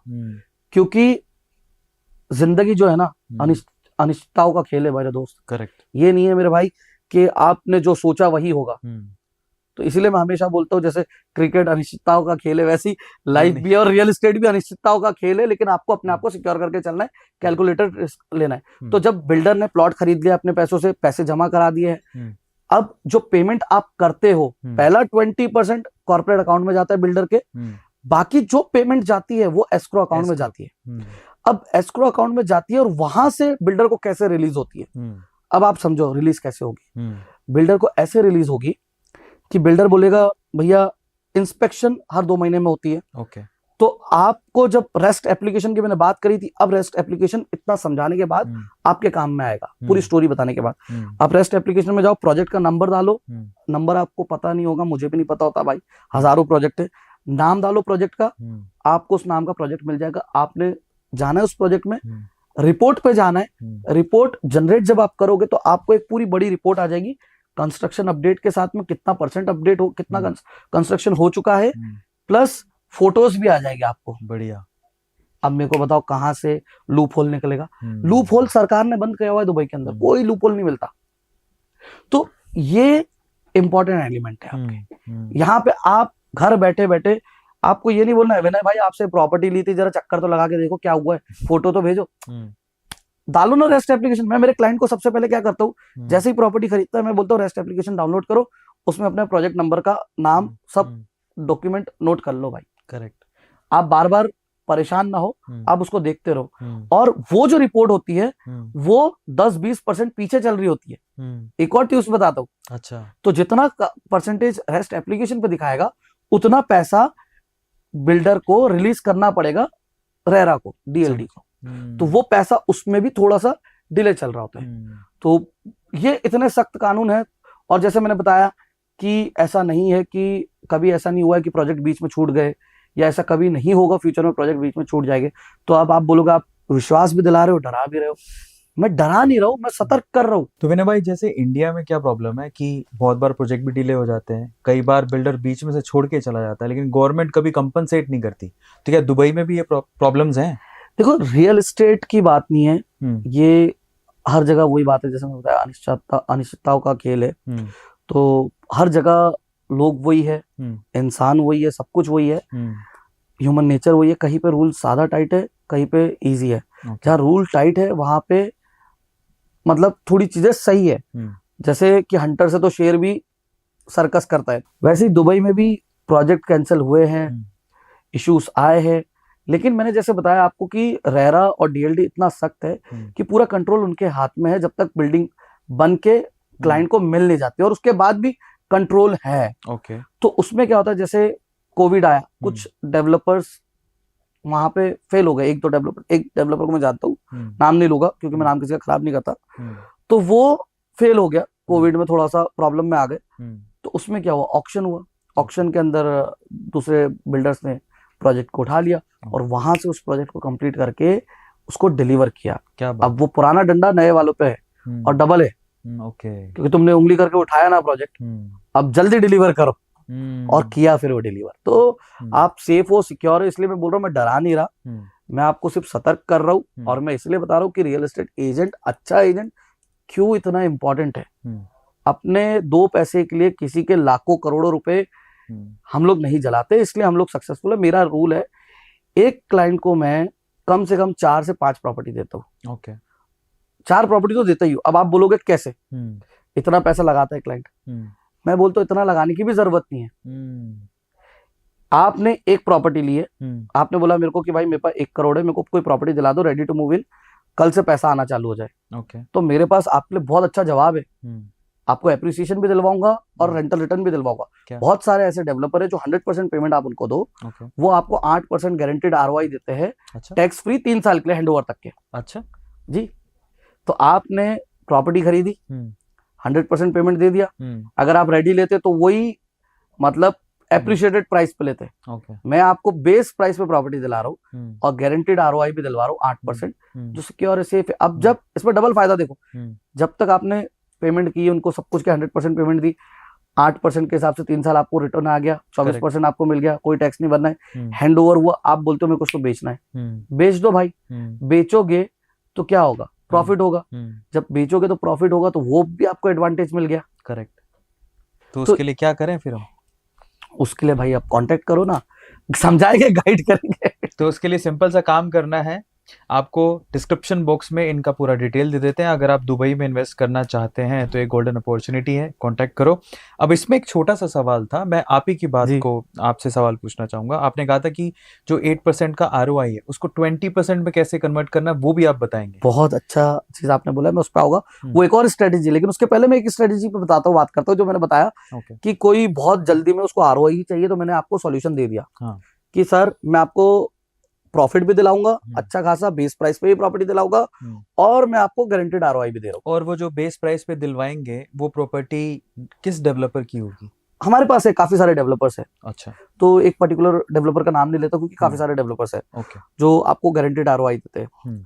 कुछ तो हमारे पास आने दो लोगों को, नहीं तो वो तो डायरेक्ट चले जाएंगे फिर परेशान होकर आएंगे हमारे पास बाद में कि हेल्प कर दो। तो हेल्प पहले से देंगे हम। अब उसके बाद में क्या होता है, एक स्ट्रेटेजी मेरी ये है कि मैंने बोला, आपने बोला भाई मेरे को 1 करोड़ है, हम लेके चल रहे हैं, इजी रहेगा कैलकुलेशन। 1 करोड़ है, मेरे को ready to move in property दिला दो। मैं बोलता हूँ आप फॉर एग्जाम्पल 2 करोड़ पकड़ लो। 1 करोड़ का तो एग्जाम्पल है, आप 2 करोड़ पकड़ लेते, 2 करोड़ है आपके पास में, जो कि लगभग 1 मिलियन 8 लाख के आसपास होता है, 8 लाख दिरहम के आसपास। मेरे को ready to move in 1 bedroom apartment दिला दो। मैं इसके अंदर रेंटल आरओआई ले लूंगा, जिसका आरओआई 6-7% आएगा, 5% आएगा। मैं आपको बोलूंगा आप ये गलती मत करो। इसमें फिर मैं आपको 2 प्रॉपर्टी दिलाऊंगा, अलग अलग लोकेशंस पे दिला दूंगा, अलग अलग बिल्डर्स में दिला दूंगा, अलग अलग टाइप की प्रॉपर्टी दिला दूंगा। और सबसे इंपॉर्टेंट चीज, आपके 2 करोड़ जो है वो 1-1 करोड़ में बांट देंगे अपन। प्रॉपर्टी आपको 4 करोड़ की दिलाऊंगा। कैसे? 1 करोड़ इसमें चलेगा, 1 करोड़ इसमें चलेगा। तो ये आपके हो गए 2 करोड़ डाइवर्ट। अब आप बोलोगे हैंडओवर का क्या? हैंडओवर पे देखेंगे ना, मैं बैठा हूं ना, क्यों टेंशन ले रहे हो? अब इसमें क्या होता है, अब आपने 3 साल तक के 50% पे करना है। दोनों प्रॉपर्टी में 1 करोड़ पे कर दिया। अब बात करी मैंने, जैसे 2 प्रॉपर्टी अब हैंडओवर पे आ गई। अब हैंडओवर पे आ गई है तो भैया 2 ऑप्शन है आपके पास। दोनों प्रॉपर्टी को बेचो, जो 2 करोड़ थे उसको 3 करोड़ 3.5 करोड़ बनाओ, एग्जिट कर जाओ। प्रॉफिट तो होना ही है। मैं नहीं बोलता दुबई में है इसके लिए प्रॉफिट होगा, मैं बोलता हूँ आप सोमालिया में जाके प्रॉपर्टी खरीद लो, 3 साल बाद प्रॉफिट तो होना ही है। तो आपका पैसा सेफ हो गया, सिक्योर हो गया। आपने 2 करोड़ को 3.5 करोड़ के आसपास बना लिया। फॉर एग्जाम्पल 4 करोड़ भी हो सकता है, कंजर्वेटिव वे में जाते अपन 3 करोड़ बना लिए। करेक्ट। दोनों बेच दी, 3 करोड़ बन गए। भैया मैं बोलता हूँ 3 नई प्रॉपर्टी ले लो। गेम ये रोटेशन का है। करेक्ट। रियल एस्टेट में लोग जो पैसा कमाना चाह रहे वो रेंट से कमाना चाह रहे, वो रोटेशन पे चाहिए नहीं चाह रहे, जाना नहीं चाह रहे। तो मैंने आपको क्या बोला, आपने 2 करोड़ दिए, मैंने 2 प्रॉपर्टी में डाल दी, 1 के बजाय। फिर अब ये 2 करोड़ को 4 करोड़ हो गए हैंडओवर पे। अब हम 4 प्रॉपर्टी में डालेंगे पैसे, जेब से कितने लगे? 2 करोड़। अब 4 प्रॉपर्टी मतलब बोले तो 8 करोड़ हो गया। करेक्ट। 8 करोड़ के लिए आपने जेब से कितना लगाया? 2 करोड़। अब ये जब हैंडओवर होगा तब ये कितने की होगी? 16 करोड़ के आसपास की। करेक्ट। तो ये 2 का पहाड़ा नहीं चल रहा है, ये वो नहीं चल रहा है कि मल्टीप्लाई नहीं हो रहा है। ये एक्चुअल में फैक्ट है, फिगर से 19-20 ऊपर नीचे हो सकता है, बट प्रॉफिट होगा। और जैसे मैंने बताया कि 2 करोड़ किसी ने जमा कराए, तो उसके 8 करोड़ कैसे कराना है, 16 करोड़ कैसे कराना है, थोड़ा मेरे पे छोड़ दो, मैं करवा दूंगा, और पूरा आपको समझाकर आपके हिसाब से। और उसका भी आंसर आप दे ही दो कि 8 के 20% के लिए क्या स्ट्रेटेजी है? भाई को उसी में इंटरेस्ट है, इसलिए मैंने रोक के रखा है। 8 के 12 के 20 कैसे हो गए? देखो मैं आपको सिंपल बताता हूँ, चौथी स्ट्रेटेजी मेरी बता रहा हूँ आपको। मेरे पास आप आए 2 करोड़ रुपए लेके कि विनय भाई ready to move in apartment दिला दो। मैं बोलता हूँ छोड़ो रेडी, मैं आपको एक ऐसी प्रॉपर्टी दिलाता हूँ जिसके अंदर पोस्ट हैंडओवर पेमेंट प्लान मिल रहा है। Post handover? अच्छा, ठीक है। जैसे बहुत सारे डेवलपर है, सिर्फ डेन्यू भी नहीं है, बहुत सारे डेवलपर्स है जो पोस्ट हैंडओवर पेमेंट प्लान देते हैं। ओके। आपको पहले तो समझना पड़ेगा पोस्ट हैंडओवर पेमेंट प्लान होता क्या है। पोस्ट हैंडओवर पेमेंट प्लान मतलब post hand over, okay, hand over के बाद बाद पेमेंट प्लान, हम्म, पेमेंट प्लान बाद में मिल रहा है। हम्म, तो हैंड ओवर तक के 50-60%, 60% दे दिया आपने, 40% आपको पोस्ट हैंड ओवर देना है। ओके, मतलब आपने पेमेंट ही नहीं देना है। हम्म, मैंने खुद ने डेन्यूब में प्रॉपर्टी खरीदी हुई है। मैंने लिया था 70-30 में, 70% मेरे जेब से गया, 30% मैं दे ही नहीं रहा हूँ, मेरा टेनेंट दे रहा है। जो 1% मंथली इंस्टॉलमेंट मेरी आ रही है वो जा रही है सीधी सीधी रेंटल से आके सीधा लोन। डेन्यूब को जा रही है। मतलब मैं हाथ ही नहीं डाल रहा हूँ, इधर से पैसा लिया इधर दे दिया। तो मेरा अच्छा, डेवलपर खुद ही दे देता है ये? नहीं नहीं, मैंने रेंट पे लगाया ना अपार्टमेंट। हाँ, यार मेरे को चाबी नहीं, मिल पर गई मुझे डेवलपर को देने वो पैसे। नहीं, मैं बताता हूँ क्या होता है। मैंने प्रॉपर्टी खरीदी post hand over payment plan में, अपनी प्रॉपर्टी की बता रहा हूँ। मैंने पर्ल्स बाय डेन्यूब में प्रॉपर्टी खरीदी है, ठीक है। उसमें क्या है, मैंने जो अपार्टमेंट खरीदा था उसका 70% मेरे को हैंड ओवर तक देना था, जो मैं दे चुका था। रिमेनिंग 30% के लिए मेरे को 30 महीने मिले थे, जो होते 1% पर मंथ के। वो मैंने दिए ही नहीं है पैसे कभी। क्यों नहीं दिए? अपने जेब से नहीं दिए। मैंने जैसे हैंड ओवर हुआ प्रॉपर्टी लगा दी रेंट पे। सही है। रेंट पे लगाने से क्या हो गया, रेंट आता रहा, रेंट आ रहा है, और एग्जैक्टली मेरे को 10% आरओआई आ रहा है। करेक्ट, ठीक है, 10% आरओआई आ रहा है, और वही रेंट सीधा जा रहा है आगे। ओके, आगे किसको जा रहा है? डेवलपर को, उसको देना ना 30% बचा हुआ है। करेक्ट, तो आप मेरे टेनेंट हो, आपने मेरे को पैसे दिए, मैंने बिल्डर को पैसे दे दिए, समझ गया। मेरे जब अब 30 महीने बाद मेरी प्रॉपर्टी प्राइस तो 2 मिलियन हो गई, जो 1 मिलियन की ली थी वो प्राइस तो डबल हो ही गई। करेक्ट, लेकिन मेरे लिए ट्रिपल हुई है प्राइस 5 साल में, क्योंकि मैंने 7 लाख दिए, अब मेरे को 21 लाख मिल रहे हैं। करेक्ट, और ये रियलिटी कैलकुलेशन आप जाकर के गूगल पे चेक कर लो, जो जगह पे जाके चेक करना चेक कर लो। अभी 2 साल में वो 21 लाख की हो जाएगी। अभी 18 लाख 19 लाख की चल रही है प्राइस। पर उसके लिए पोस्ट पेमेंट प्लान वाले बिल्डर चाहिए। और मेरे पास डेन्यूब नहीं, मेरे पास बहुत सारे डेवलपर्स है जो आपको दे रहे हैं ऑप्शन। मीना भाई, मैंने आपकी रील्स में देखा आपको गाड़ियों का बहुत शौक है जी। तो ये कब ले रहे हो आप जी वैगन और ये उर्स, क्या प्लान है? यार देखो, जी वैगन और उर्स का प्लान तो ये था कि मैं जी वैगन तो मैं बहुत टाइम से लेना चाह रहा हूँ। तो जी वैगन जब भी मैं लेने जाता हूँ तो मुझे ऐसा लगता है जितनी जी वैगन आ रही उतनी की प्रॉपर्टी आ रही, तो प्रॉपर्टी ले लेता हूँ। तो जी वैगन ना लेते हुए प्रॉपर्टी में इन्वेस्ट करते गए। फिर एक समय ऐसा आया कि मुझे लगा कि नहीं, अपग्रेड तो करना पड़ेगा। तो मैंने फिर रोल्स रॉयस ले ली, क्योंकि तब भी चॉइस था जी वैगन लूं या रोल्स रॉयस लूं। तो काफी रिसर्च करने के बाद जी वैगन को मैंने ड्रॉप करके रोल्स रॉयस, लेकिन मेरे को उस दिन पता था कि अगर मैं आज जी वैगन नहीं लूंगा तो मेरे को आगे जी वैगन लेना है। वो मैं मेंटली प्रिपेयर्ड था। तो अभी मैं सिंगापुर जा रहा था, हमारा प्रॉपर्टी का इवेंट था उधर। तो हमारे भाई है एनकेन मीडिया वाले, माजिद भाई, बहुत अच्छा प्रॉपर्टी इवेंट होस्ट करते हैं लंदन में, सिंगापुर में, वर्ल्ड वाइड करते हैं। तो उनका इवेंट था, तो वहां हम जा रहे थे। तो रात की फ्लाइट थी, तो सुबह हमारा ये था, मेरे दिमाग में आया कि यार रात में देखी मैंने गाड़ी, मेरी वाइफ बोला रक्षा चलो अपन जाकर आते। रक्षा बोली कहाँ जा रहे? तो मैं बोला जी वैगन देखने जा रहे। तो बोले अभी टाइम है। मैंने बोला पैकिंग वैकिंग करना है। मैंने बोला चल तो सही देख कर आते। हम गए और हमने ना जैसे एंटर किए, लग्जरी कार के शोरूम्स होते हैं, आपको पता है। तो दुबई में यूज्ड कार बहुत ज्यादा चलती है, बट वो भी कॉस्टली होती है, सस्ती नहीं होती। तो हम जैसे एंटर करे तो हम मतलब मेरी वाइफ को ना सबसे पहले नजर पड़ी लैम्बोर्गिनी उरुस पे, ये कलर की थी, ऑरेंज कलर की। बढ़िया। अब उसको पसंद आ गई वो गाड़ी। मैं पूरा मन बना के गया था जी वैगन लेने। अब मैं जी वैगन देखा, अब उसको लेना उरुस, मेरे को लेना जी वैगन। वो बोली मेरे को ये समझ में आ रही, ये लेते। तो हमने बोला हमारे पास टाइम नहीं था। मैंने बोला उस बंदे को बोला कि यार एक काम कर, दोनों गाड़ी दे दे। बढ़िया। थोड़ा नेगोशिएशन हुआ हमारा, और ये भगवान कसम सच्चाई है, झूठ नहीं है। और मैंने उसको बोला पूरा कैश, पूरा पेमेंट अभी, कैश मतलब फुल अकाउंट ट्रांसफर, जो बोल तू सब। तो हमारे वहां दुबई में वो ब्लैक व्हाइट वो कुछ नहीं होता। हमारा तो सारा अकाउंट में पैसा आता है। मैंने भाई जो लेना है तेरे को तू बता। मैंने उसको एक डील ऑफर करी, उसने हाँ नहीं बोली, देखा बात करता हूँ बॉस से। मैंने बोला देख, अगर मैं शोरूम के बाहर गया तो ये समझ ली ये पैसे फिर वापस नहीं आएंगे, ये जाएंगे प्रॉपर्टी में, रियल एस्टेट में। क्या बात है। तो मैं बाहर निकला और वैसा ही हुआ। वो अनफॉर्चुनेटली हो नहीं पाया सपना पूरा, बट हाँ जी वैगन आएगी, जरूर आएगी, और लैम्बोर्गिनी उरुस भी आएगी रोल्स रॉयस के साथ में। आप सोचो ना, आपके पास में रोल्स रॉयस खड़ी है, जी वैगन खड़ी है, लैम्बोर्गिनी उरुस खड़ी है। अब क्या बचा आपकी लाइफ में अचीव करने के लिए? बिल्कुल सही बात है।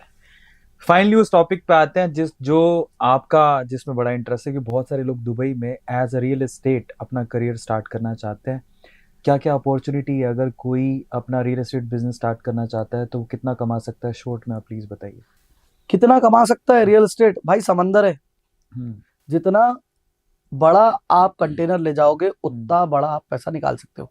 कोई चम्मच से पैसे निकाल रहा है, कोई कटोरी से निकाल रहा है, कोई बाल्टी से निकाल रहा है। मैं तो ट्रक लेके पहुंच गया भाई, और अब मेरा सपना है कि मैं शिप लेके जाऊं। क्या बात है।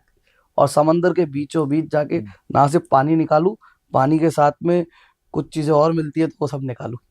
तो अगर कोई इंडिया से एकदम फ्रेशर बंदा दुबई में जाके रियल एस्टेट का बिजनेस करना चाहता है या फिर रियल एस्टेट का एजेंट बन के कमाना चाहता है, तो आपकी एजेंसी जो है वो कैसे मदद कर सकती है उसकी? देखिए, हम लोग जो है कंटिन्यूस हायरिंग करते रहते हैं। आप हमारे वीडियोस देखते रहना, हायरिंग हायरिंग हायरिंग हायरिंग इसके लिए होता है क्योंकि आज 250-300 लोग हो गए हमारे पास में। और ना सिर्फ रियल एस्टेट में बल्कि अब दूसरे सेक्टर्स में भी हम लोग आ गए। तो दूसरे सेक्टर में आने का रीजन 2 है, मैं आपको बताऊंगा। और पहले आपको पहले सवाल का जवाब देता हूँ। यार रियल एस्टेट में ना कुछ भी नहीं है, बहुत आसान है। कोई ऐसा नहीं है कि आपको पढ़ना इतना है या नहीं पढ़ा है तो नहीं होगा, इंग्लिश आनी चाहिए, कुछ भी नहीं। मेरे पास ऐसे एजेंट है जो 10वीं फेल है, मेरे पास ऐसे एजेंट है जो इंग्लिश नहीं बोल पाते और दुबई में प्रॉपर्टी बेच रहे। ये फैक्ट बात है। और ना सिर्फ बेच रहे बल्कि लग्जरी गाड़ी लेके घूम रहे, घर ले लिए, प्रॉपर्टीज खरीद ली, पैसे कमाए, तभी तो हो रहा है। करेक्ट। आपके पास ना, मैं फिर बता रहा हूँ, इंडिया में क्या है, जिसको इंग्लिश बोलते आती है, जो पढ़ा हुआ है कॉलेज वो इंटेलिजेंट है, जो नहीं पढ़ा है उसको नहीं समझते कुछ भी। वहां पे सीधा है। और सिर्फ दुबई में नहीं, वर्ल्ड वाइड में जितना जाता हूँ ना, घूमता हूँ, मैं ये देखता हूँ स्किल्स का पैसा मिलता है, एजुकेशन का नहीं मिलता। करेक्ट। तो मैं हमेशा बोलता हूँ स्किल्स पे काम करो। तो जो बंदा दुबई पहुंचता है, आता है, वो सबसे पहले तो मेरे सारे पॉडकास्ट देखे और मेरे सारे ट्रेनिंग के वीडियोस देखे। सारा फ्री में है यूट्यूब पे जाके। कोई मटेरियल बेचने नहीं आया भाई, मैं पैसे कमा रहा हूँ, जिधर से कमा रहा हूँ मैं खुश हूँ। मेरे पास में सबसे अच्छी बात है, कुबेर देव का भी हाथ है मेरे सर पे, और सबसे अच्छी बात मुझे लगता है कि सरस्वती माता का भी आशीर्वाद है, तभी इतना अच्छा बोल पा रहा हूँ, इतना अच्छा कर पा रहा हूँ। तो मैं बोल रहा हूँ वो ज्ञान मैं फ्री में दे रहा हूँ आपको। करेक्ट। मैं कोई ये नहीं बोल रहा कि मेरी बुक खरीद लो, मेरा कोर्स खरीद लो, मेरा वीडियो पेड है, नहीं, सब फ्री में। आप अगर सिर्फ वो पूरे पॉडकास्ट देख लोगे, स्पेशली एक पॉडकास्ट जिसमें मैंने पूरी रियल एस्टेट की ट्रेनिंग दी हुई है, उसके बाद आप मतलब 80% एजेंट बन चुके हो। बढ़िया। आपको 20% क्या बचता है, करंट प्रोजेक्ट्स क्या चल रहे हैं मार्केट में, वो क्योंकि दुबई मार्केट बहुत फास्ट है। 2 घंटे में पूरे प्रोजेक्ट आके बिक जाते। तो हर टाइम में नए प्रोजेक्ट्स आ रहे, इतने सारे डेवलपर्स आ रहे। आज 700 शायद से डेवलपर है दुबई के अंदर, बिल्डर्स 700 बिल्डर्स, बहुत बड़ी बात है। हजारों प्रोजेक्ट चल रहे हैं, अलग अलग एरिया से, अलग अलग प्राइसेस है, अलग अलग साइजेस है। आपको सब पढ़ना पड़ेगा।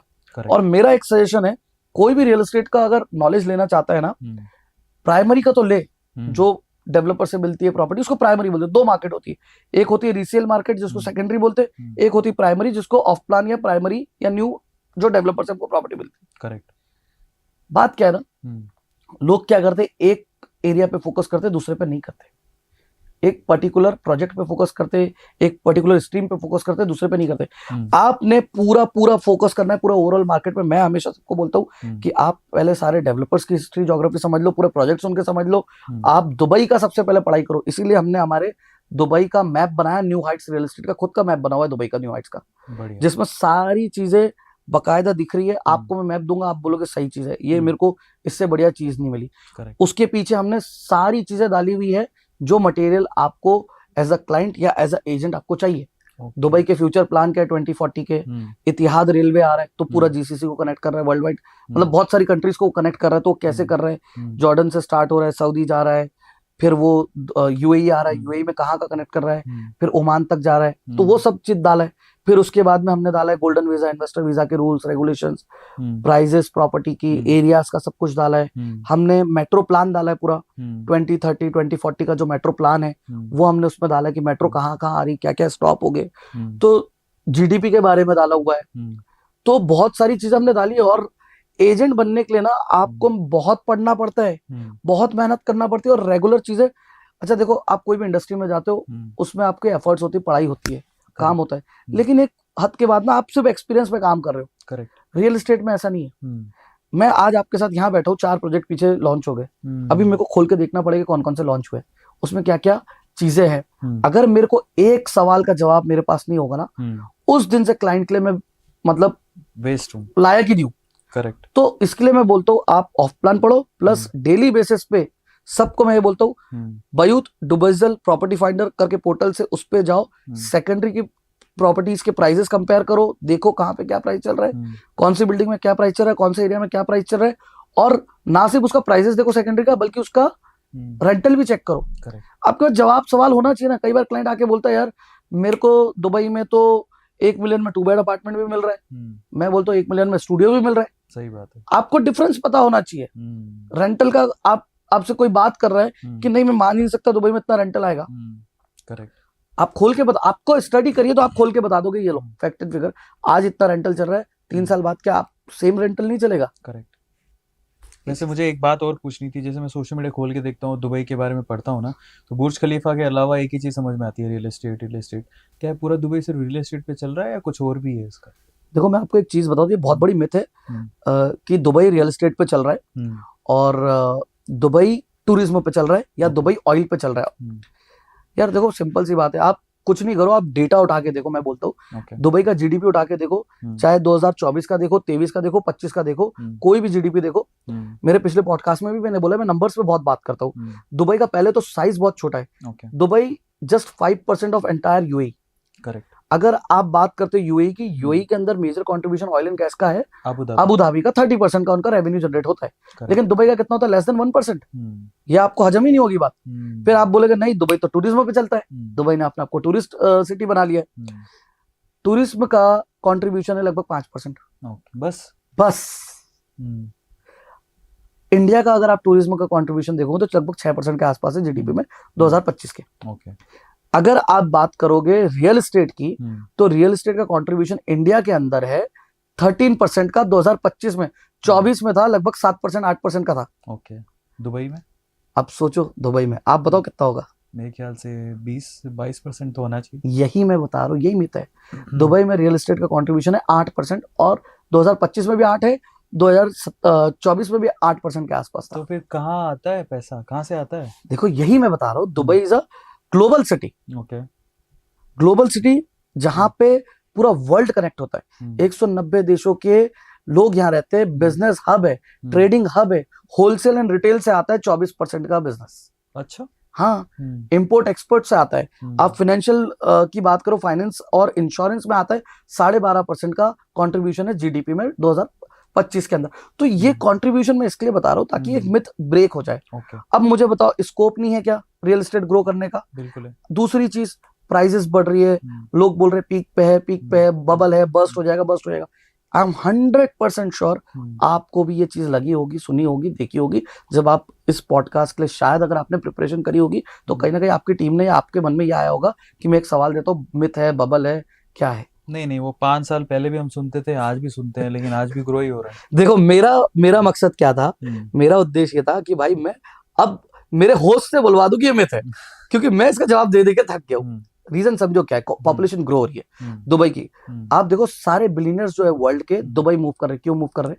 सबसे ज्यादा यूके से मूव कर रहे हैं। It's not about taxation, sorry my friend, easy life, secure life भी है वहां। Yes, that's the one. See tell me, आज आपके पास जेब में 100 करोड़ पड़े, 200 करोड़ पड़े, आपके पास सेफ्टी सिक्योरिटी नहीं, आप रहोगे उस सिटी में, उस कंट्री में? नहीं। जब पैसा होता है ना, तब आदमी के पास में सिक्योरिटी ज्यादा इंपॉर्टेंट होती है, सेफ्टी ज्यादा इंपॉर्टेंट होती है, अपनी और अपनी फैमिली की। तो इसलिए लोग मूव कर रहे हैं। बिजनेस इजी है, टैक्सेशन इजी है। दुबई में अगर आप पिछले सालों में डेटा देखो, अभी दुबई की पॉपुलेशन 4 मिलियन टच कर गई है, लेकिन प्रॉपर्टी कितनी हैंड ओवर हो रही है? 2023 से अगर अभी तक का मैं डेटा बताऊं, सिर्फ लोग कितने आए हैं और प्रॉपर्टी कितनी हैंड ओवर हुई है, तो आप भी हैरान हो जाओगे। लगभग 23 में 3 लाख के आसपास लोग आए थे, 24 में लगभग 3.5-4 लाख के आसपास लोग आए थे, और 25 में लगभग 2.5 लाख लोगों ने रेसिडेंसी ली है। मतलब एक लगभग आप समझ लो 7-8 लाख लोगों ने रेसिडेंसी दुबई में ली है पिछले 3 सालों में। हो सकता है शायद मेरा डेटा ऊपर नीचे हो जाए थोड़े नंबर्स, लेकिन ये इसके आसपास ही मिलेगी आपको। लेकिन हैंडओवर की बात करें, जो प्रॉपर्टी हैंडओवर हुई है, बहुत सारे लोग बोलते हैं बबल है, सप्लाई ओवर है, फट जाएगा, डिमांड कम हो जाएगी। डिमांड बढ़ रही है, रेंटल बढ़ रहा है, प्राइसेस बढ़ रहा है। रीजन क्या है? पॉपुलेशन माइग्रेट हो रहा है ना। अब इतने सारे लोग आए, इनको रहने के लिए घर चाहिए, कौन देगा? हम ही देंगे। उन घर को लेने के लिए लोन चाहिए, कौन देगा? हम ही देंगे। उस घर में अगर वो नहीं रहेगा तो रेंट पे लगाएगा, कौन लगाएगा? हम ही लगाएंगे। सेल करना है, हम ही लगाएंगे। अब डेटा बता देता हूं मैं हैंडओवर का। 23 में 39,400 प्रॉपर्टीज हैंड ओवर हुई है। ओके, दुबई में लोग 3 लाख मूव हो गए भाई, ऑलमोस्ट 10 टाइम्स। फिर उसके बाद में 8 to 10 टाइम्स हो गया। फिर 24 के अंदर लगभग 3 लाख के आसपास लोग आए, उसमें भी हैंड ओवर कितना हुआ? हैंड ओवर 38,000 हुआ, 38,000। यानी कि डिमांड बहुत है, सप्लाई कम है। उसके बाद में 25 की बात कर लेते हैं। जो लोग बोल रहे थे 25 में बहुत सप्लाई आने वाला है, बहुत सप्लाई आने वाला है, बहुत हैंड ओवर होने वाला है, नहीं, कहाँ हुआ? 44,000 हैंड ओवर हुए और 2.5 से 3 लाख लोग आए। अच्छा, रेजिडेंस लिए? ये रेसिडेंस की बात कर रहा हूँ, जिनको एमिरेट्स आईडी मिला है, चाहे वो गोल्डन वीजा हो, इन्वेस्टर वीजा हो, कोई भी टाइप का वीजा हो, जिन्होंने एमिरेट्स आईडी लिए। ओके, जो लोग विजिट वीजा पे आ रहे हैं, रुक रहे हैं, रिन्यू करा रहे हैं, वो भी तो रह ही रहे ना। करेक्ट, क्योंकि वो रेसिडेंसी ले नहीं पा रहे, करेक्ट, किसी ना किसी रीजन से। तो मुद्दा पता है क्या है? आने वाले 4 से 5 सालों में 1 मिलियन लोग आने वाले, जिसके लिए गवर्नमेंट अभी से प्लान कर रही है। 28 तक के गवर्नमेंट प्लान कर रही है, 26, 27, 28 में 3 लाख घर देना है। बट मैं बोल रहा हूं, जो मुझे लगता है 2 लाख, 2.25 लाख से ज्यादा, 2 लाख, 2.25 लाख से ज्यादा घर डिलीवर नहीं होंगे, क्योंकि कैपेसिटी भी एक चीज है। सही बात है, विजन बड़ा है गवर्नमेंट का, लेकिन दुबई पे इतना भरोसा है मेरे को, शायद वो 4 लाख भी डिलीवर कर दे। ओके, और वो तभी करेंगे जब 1 मिलियन लोग आएंगे। करेक्ट। दुबई में एक बात बता दो, एक बिल्डर है बिंगाती करके, आप लोगों को अगर नहीं पता तो मैं आपको बता दूं, बिंगाती करके डेवलपर है। वर्ल्ड फास्टेस्ट कार पता है आपको कौन सी है? Bugatti. Bugatti, right. World fastest developer पता है कौन है? बिंगाटी। बिंगाटी। और ये स्लोगन उन्होंने अभी लिया है। ये मैंने मेरी रील्स देख लेना, 3 साल पहले डाला हुआ है, 2 साल पहले डाला हुआ है। मेरे रील में देख लेना, वर्ल्ड फास्टेस्ट डेवलपर। आप आज जा रहे हो, प्लॉट देख रहे हो, आप 6 महीने बाद जाओगे, 1 साल बाद जाओगे, पूरी बिल्डिंग खड़ी 50 वाले की। अच्छा, रेडी है हैंड ओवर के लिए। और बिंगाटी कर रहा है, बिंगाटी कर रहा है। ये कंस्ट्रक्शन अपडेट है भाई। लोग चाइना चाइना चाइना करते, यार दुबई में भी तो हो रही है चीजें। एक और चीज मुझे पूछनी थी, वो बड़ी इंटरेस्टिंग है, फ्रीडम फ्रॉम रेंट। ये एक कैंपेन चला रहे हो आप, क्या है उसकी पीछे की स्टोरी? मुझे थोड़ा एकदम ब्रीफ कर दो इसको। इस कैंपेन में मैं चाहूंगा आप भी हमारे साथ जुड़े, क्योंकि हमारे साथ जितने भी लोग मिल रहे हैं, हम उनको इन मुहिम में जोड़ रहे हैं। देखो, मैं आपको एक बात बता दूं, 3 चीज होती है दुनिया में, रोटी, कपड़ा, मकान। ये 3 चीज जरूरत भी है, और ये 3 चीज अगर कोई भी बंदा दे रहा है तो वो ऊपर वाले का फरिश्ता है। तो मैं अपने आप को ये समझता हूँ, ऊपर वाले ने मेरे को सरिया बनाया किसी को छत दिलाने का, तो मैं ईमानदारी से काम करूँ, बहुत अच्छा काम करूँ। तो फ्रीडम फ्रॉम रेंट क्या होता है ना, हमने मुहिम चलाई है फ्रीडम फ्रॉम रेंट। जब मैं रियल एस्टेट में काम कर रहा हूँ 8 साल से, तो मैं कंटिन्यूसली ऑफ प्लान बेच रहा हूँ। जो बंदे की सैलरी 30,000, 40,000, 50,000 दिरहम है, वो तो इजीली प्रॉपर्टी खरीद रहा है। लेकिन जिसकी सैलरी 10,000, 12,000, 15,000, या इनकम जो फैमिली की 10,000 के ऊपर है, 10,000 के नीचे वाला तो मुश्किल है, नहीं खरीद पाएगा, लोन ही नहीं होता है। लेकिन 10,000 के ऊपर जिसकी फैमिली इनकम है 12,000, 15,000, 20,000, यार मुझे एक बात बताओ, लोग बोलते हैं 1% पर मंथ दे रहा हूं मैं आपको। 1% पता है 1 बेडरूम का कितना होता है? सस्ते से सस्ता भाई 8 लाख, 9 लाख, 10 लाख दिरहम का होता है। 1% आपका आ गया 10,000 दिरहम। जिसकी सैलरी 10,000 वो कहां से देगा? जिसकी सैलरी घर की 15,000 वो कहां से देगा? जिसकी बीवी और वो मिलके 20,000 कमाते, 15,000 कमाते, 18,000 कमाते, वो नहीं दे सकता वो 10,000 दिरहम महीने का। तो आप कैसे करेंगे मदद? यही तो बात है। मैं वहां पे मेरे पास में हिट हुआ, एक कपल आया मेरे पास कि हम दुबई में 10 साल से रह रहे हैं, हमारा सैलरी वैलरी जो इनकम मिला करके 18,000 के आसपास है, और हम अफोर्ड नहीं कर सकते मंथली पेमेंट, क्योंकि हमको रेंट भी देना है, बच्चे की फीस भी है, ये भी है, वो भी है। आपको हम बहुत मानते हैं, आप दूर के दोस्त नहीं, आप पास के दोस्त हो हमारे।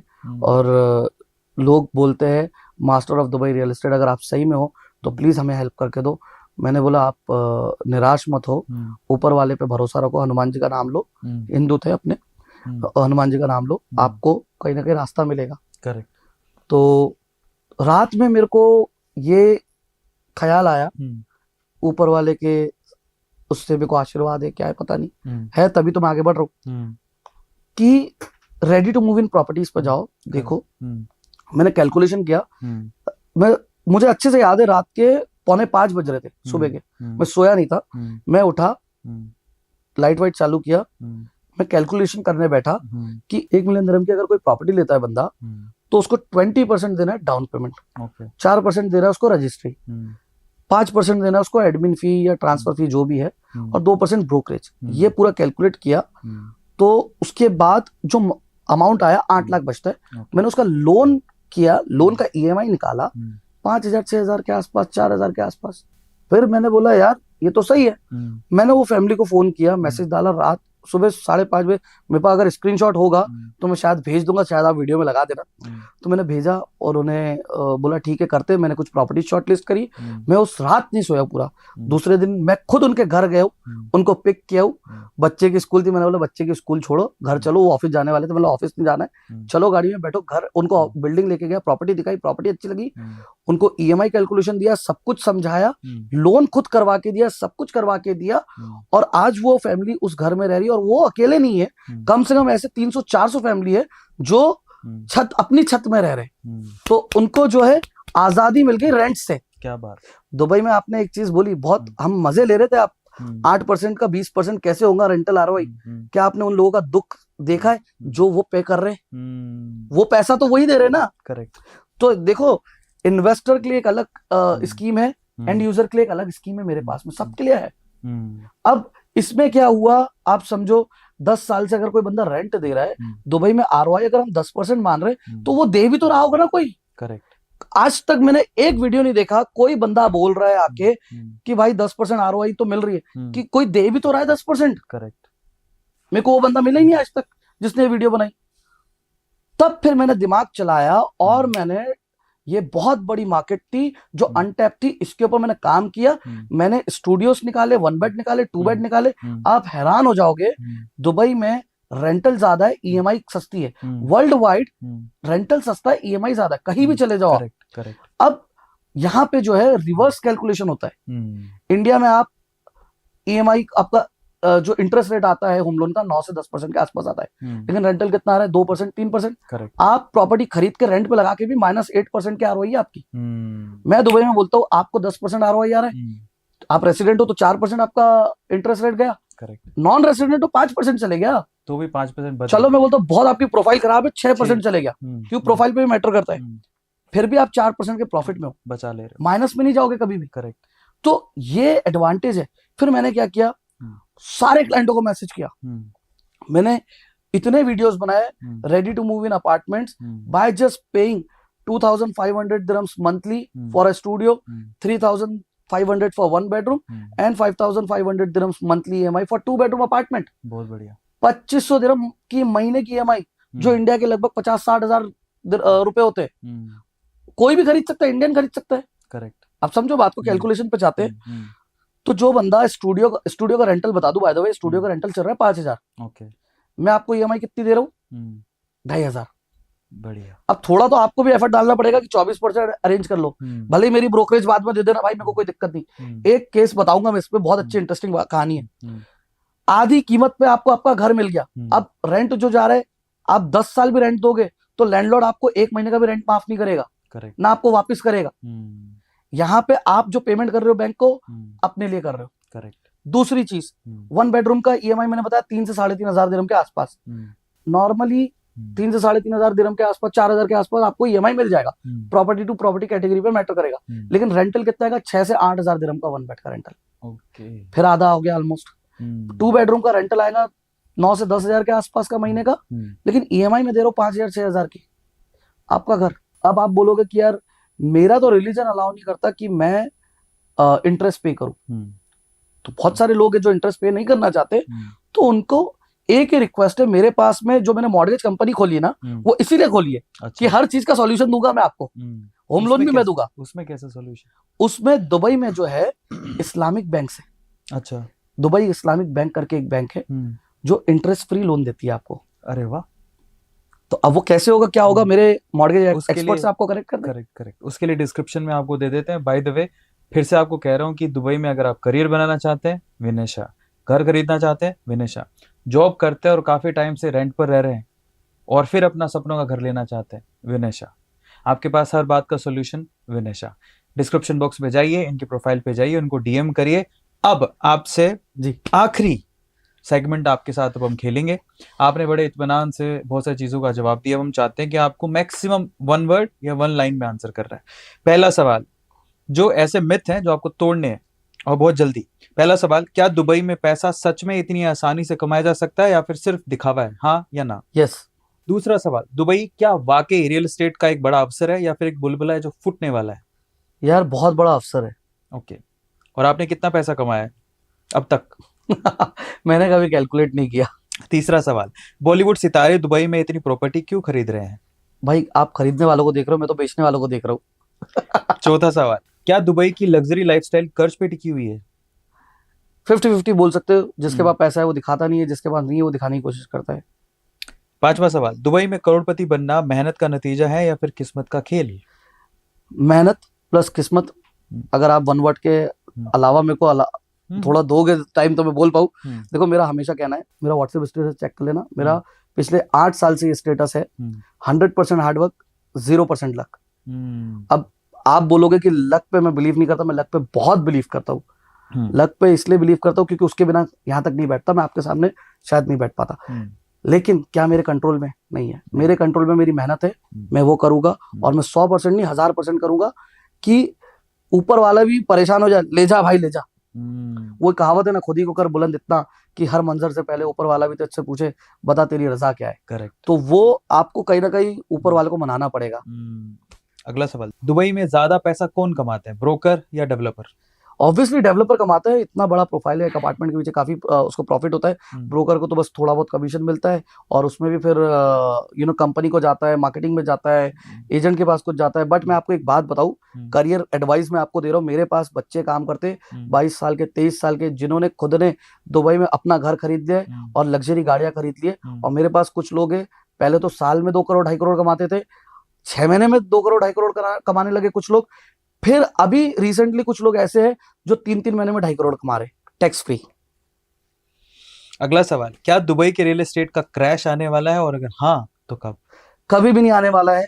लोग पहले बोलते थे अब आएगा तब आएगा तब आएगा, नहीं आने वाला है। अगर क्रैश आएगा तो सबसे पहला व्यक्ति मैं होगा जो डूबूंगा, क्योंकि मैंने अपना सारा इन्वेस्टमेंट दुबई में लगा दिया है। उसका रीजन समझो, क्योंकि मैं लंदन गया, मुझे नहीं समझ में आया।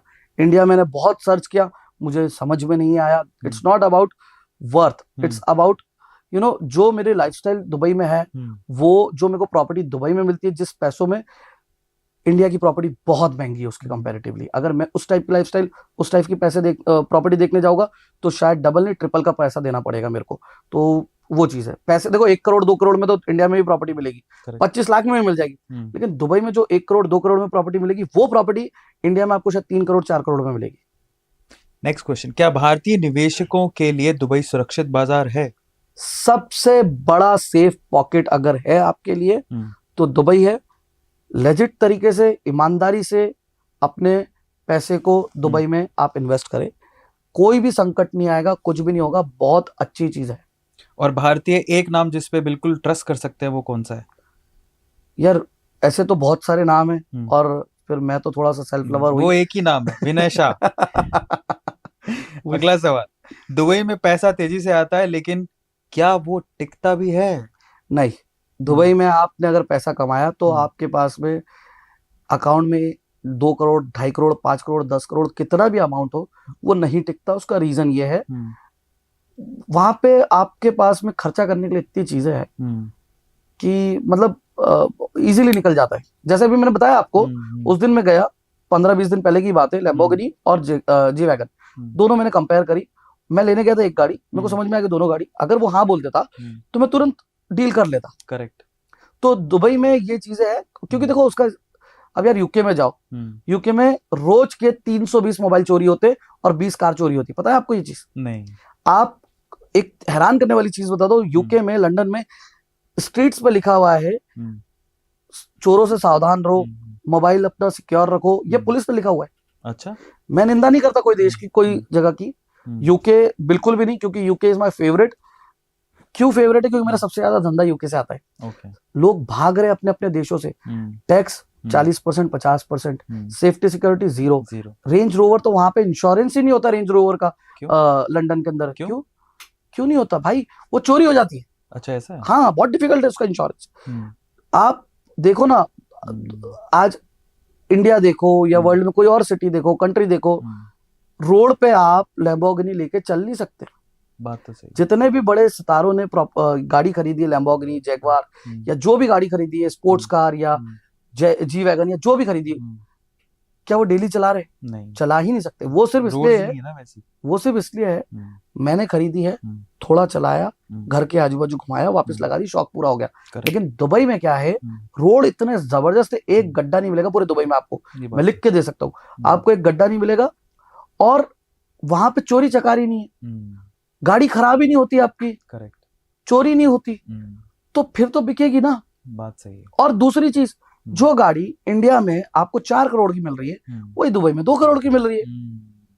ये बात तो सस्ती है तो यहाँ पे। एक जी वैगन लूंगा मैं इंडिया में, उतने में मेरे पास जी वैगन और लैम्बोर्गिनी उरुस दोनों आ जाएगी।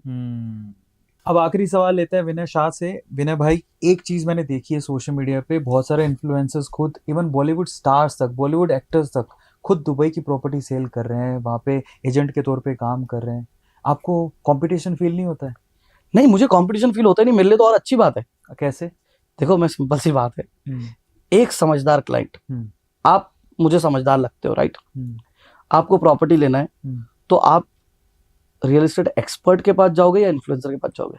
एक्सपर्ट के पास। एक्सपर्ट, ये यही तो है। देखो, आपका इंटरेस्ट किसने जगाया हो सकता है। देखो, सबसे बड़ा एडवांटेज क्या है इन्फ्लुएंसर्स के पास या बॉलीवुड सेलिब्रिटीज के पास? ऑडियंस। ऑडियंस का गेम है भाई पूरा। अब ऑडियंस का गेम कैसा है, आज आपके पास, जैसे आपने बताया 22 मिलियन फॉलोवर्स है आपके, आपने एक वीडियो ये बना के डाल दी कि भैया मैं तो दुबई में प्रॉपर्टी बेच रहा हूँ, ये डमैक है, ये डेन्यूब है, ये एमआर है, ये शोभा है, ये सब मैं बेच रहा हूँ। आपने जाके वीडियो बना के डाल दी, आपने टीम हायर कर ली, टीम काम कर रही है, लेकिन टीम को ट्रेनिंग कौन देगा? बात तो सही है। दूसरी चीज, जब क्लाइंट आप मिलने आएगा ना, टीम से मिलेगा, टीम को बोलेगा आपसे मिलना है, आपसे जब मिलेगा और आप मिल नहीं पाओगे, तब एक तो खराब लगेगा। दूसरी चीज, जब आपसे मिले, वो खराब लगेगा, चल जाएगा, लेकिन जब आपसे मिलेगा ना और अपने अपने जो डाउट्स है वो बात करेगा आपसे और आप जवाब नहीं दे पाओगे, तब क्या होगा? समझ जाएगा वो, समझ जाएगा कि यार ये सिर्फ ऐड चल रही है। तो मेरा ये सजेशन है, मैं चाहता हूँ इन्फ्लुएंसर्स कमाए, बहुत अच्छा कर रहे हैं। और एक और चीज मैं बताता हूँ, इन्फ्लुएंसर्स के साथ साथ बॉलीवुड सेलिब्रिटीज भी अभी आ चुके हैं, और मैं वेलकम करता हूँ उन सबका। और मेरे पास बहुत सारे क्लाइंट्स आते हैं जो इनके जरिए मेरे पास आते हैं, इनके थ्रू आते हैं, क्योंकि मेरी रीच उतनी बड़ी नहीं है जितनी बड़ी इनकी रीच है। करेक्ट। तो ये एक रास्ता दिखा देते कि दुबई में प्रॉपर्टी खरीदना है, कुछ ऑप्शंस है। फिर जब क्लाइंट सर्च करता है प्रॉपर्टी के बारे में, तो सबसे ऊपर नाम आता है विनय शाह, आपका दूर का दोस्त, master of Dubai real estate. और जब वो हमारी टीम के पास आता है, हमारी टीम उनको ना सिर्फ गाइड करती है, मेरी टीम उनको मेरे से मिलवाती भी है। और मैं हर क्लाइंट से मिलता हूँ जो बोलता है मेरे को मिलना है। अगर मैं अवेलेबल नहीं हूँ दुबई में, तो मैं उनके साथ जूम कॉल पे मिलता हूँ। अगर उस टाइम में अवेलेबल नहीं हूँ, जैसे अभी पॉडकास्ट कर रहे, 6-8 कॉल आके गई होगी, 10 कॉल आके गई होगी, अभी सबको कॉल करेंगे, मैं उनको सब क्लाइंट्स को बारी बारी मिलूंगा जूम कॉल पे, भले 2 मिनट के लिए मिलूंगा, 5 मिनट के लिए मिलूंगा। और सबसे बड़ी बात, मैं 8 साल से रियल एस्टेट में हूं, मैं क्लाइंट्स को ये बोलता हूं, आप न्यू हाइट से प्रॉपर्टी खरीद रहे हो, एजेंट से नहीं खरीद रहे हो। और आप अगर मेरे कंपनी के थ्रू प्रॉपर्टी खरीद रहे हो, मतलब आपने न्यू हाइट से खरीदी, मेरे से खरीदी। करेक्ट। इसका मतलब क्या है, जब आपकी प्रॉपर्टी हैंडओवर होगी, मैं टेक केयर करूंगा। जब प्रॉपर्टी मिलती है ना, उसके पहले बिल्डर बुलाते हैं, भैया स्नैगिंग हो रही है, एक बार चेक कर लो, अपार्टमेंट सही है तो मैं आपको दे दूं, और अगर आपको लगता है कुछ टूटा फूटा है, कुछ खराब है, तो वो रिपेयर करा दूंगा, सही करा दूंगा। स्नैगिंग हमारी टीम देखती है, हम हैंडओवर दिलवाते क्लाइंट को, उसके बिहाफ पे हम चाबी भी कलेक्ट कर लेते हैं, आपको आने की भी जरूरत नहीं है। आपकी प्रॉपर्टी रेंट लगा रहे, रेंट पे लगा देते, आपकी प्रॉपर्टी बेचना बेच के भी दे देते, सब कर देते। करेक्ट। लोन करवाना है, लोन करवा देते, इन्वेस्टर वीजा, गोल्डन वीजा, सब। तो अब मुझे एक बात बताओ, मैं तो कोई छोड़ के नहीं जाने वाला हूँ। क्लाइंट को जब मैं बताता हूँ ना, सर मेरी जिम्मेवारी है, और होता है, और मैं मानता हूँ। कितने सारे क्लाइंट्स है जो हमारे एजेंट से प्रॉपर्टी खरीदे, आज सारे एजेंट्स नहीं है मेरे पास में, वो कई लोग अपनी कंपनी खोल के बैठे, इसलिए तो मेरे को लोग सीईओ ऑफ सीईओ भी बोलते हैं, तो सब कुछ सिखा देता हूँ ना मैं, दिल में कुछ नहीं रखता। तो लोग कंपनी खोल देते, कुछ सक्सेसफुल होते, कुछ फेल हो जाते, जो फेल हो जाते वापस आ जाते। मेरे को कोई प्रॉब्लम नहीं है, मैं लोगों को ये भी एनकरेज करता हूँ कि अपना बिजनेस स्टार्ट करो, मैं तुम्हारे साथ खड़ा हूँ, लेकिन ईमानदारी रखना पड़ती है। तो ये इसलिए इन्फ्लुएंसर्स और बॉलीवुड सेलिब्रिटीज से मेरे को कोई डर नहीं है, मेरे को कोई खतरा नहीं कॉम्पिटिशन का। ये तो छोड़ दो, आपको पता है दुबई में लगभग 2 लाख रियल एस्टेट एजेंट्स है, 40 लाख की पॉपुलेशन, 2 लाख के एजेंट्स है। खतरा किससे होता है? फूफा, ताऊ, मौसा, साड़ू, साला, दोस्त, रिश्तेदार, इनसे खतरा होता है। ये खुद प्रॉपर्टी ले लेते हैं और तुमको मना कर देते हैं। एक आखिरी चीज मैं बोलूंगा आपको, छोटी सी एडवाइस है, सबके लिए है। आपका अगर हेल्थ खराब है तो आप हॉस्पिटल जाते हो, डॉक्टर के पास जाते हो। करेक्ट। पेट में दर्द है तो पेट के डॉक्टर के पास जाते हो, सर में दर्द है तो सर के डॉक्टर के पास जाते हो। करेक्ट। ठीक है। हम्म, फिर आपका अगर कोई केस हो गया हम्म, तो आप लॉयर के पास जाते हो, हम्म, आपको किसी ने मार दिया कुछ कर दिया तो आप पुलिस स्टेशन जाते हो। करेक्ट। तो जब रियल एस्टेट खरीदना होता है तो आप मेरे पास क्यों नहीं आते हो, एजेंट के पास क्यों नहीं जाते हो? तो बस यही करना है आपको। डिस्क्रिप्शन बॉक्स में हम विनय शाह जी की कंपनी और उनकी वेबसाइट और उनके इंस्टाग्राम सबका डिटेल आपको दे रहे हैं। अगर आपको दुबई में किसी भी तरह का कोई भी काम है, इनफैक्ट अगर आप अपना करियर ऑप्शन भी देख रहे हैं, तो आपको आपके दूर के दोस्त विनय शाह को एक बार याद जरूर कर लेना है। डिस्क्रिप्शन बॉक्स में जाइए, सारी डिटेल दी हुई है। विनय भाई बहुत बहुत धन्यवाद, इतना मजा आया। बहुत सारे अनटच्ड क्वेश्चंस हैं, बहुत सारे क्वेरीज हैं जो आपकी रह गई होंगी। आप एक काम करिए, इसी पॉडकास्ट के नीचे अपना सवाल लिखिए। अगली बार जब हम विनय भाई से मिलेंगे तो वही सवाल आपके नाम से डायरेक्टली विनय भाई से पूछ लेंगे। और अगली बार मुझे लगता है बहुत सारे सवाल रह गए, मेरे खुद के मैं पर्सनल मैं मैं क्वेश्चन रह बैंगलोर गए। आ रहा हूँ भाई, बिल्कुल, और मैं नहीं तो मैं आपको दुबई बुला लूंगा। नहीं 100% मैं आई एम सुपर रेडी। मुझे दुबई बहुत ही वाइब अच्छी लगती है, तो मैं खुद जाऊंगा दुबई। और अगर आपको चलना है मेरे साथ तो प्लीज मोस्ट वेलकम है आपका। हम लोग विनय भाई के ऑफिस में जाके बैठ जाएंगे और फिर खूब सारी गप्पे मारेंगे और फिर उनसे पूछेंगे कि भाई अब बताओ क्या करना है। सो मिलते हैं guys, thank you so much, बहुत बहुत शुक्रिया देखने के लिए। शेयर करो, सब्सक्राइब करो, विनय भाई के लिए हार्ट देना मत भूलना। जय हिंद, जय भारत, जय श्री राम, हर हर Mahadev. Thank you so much thank guys. You so much guys.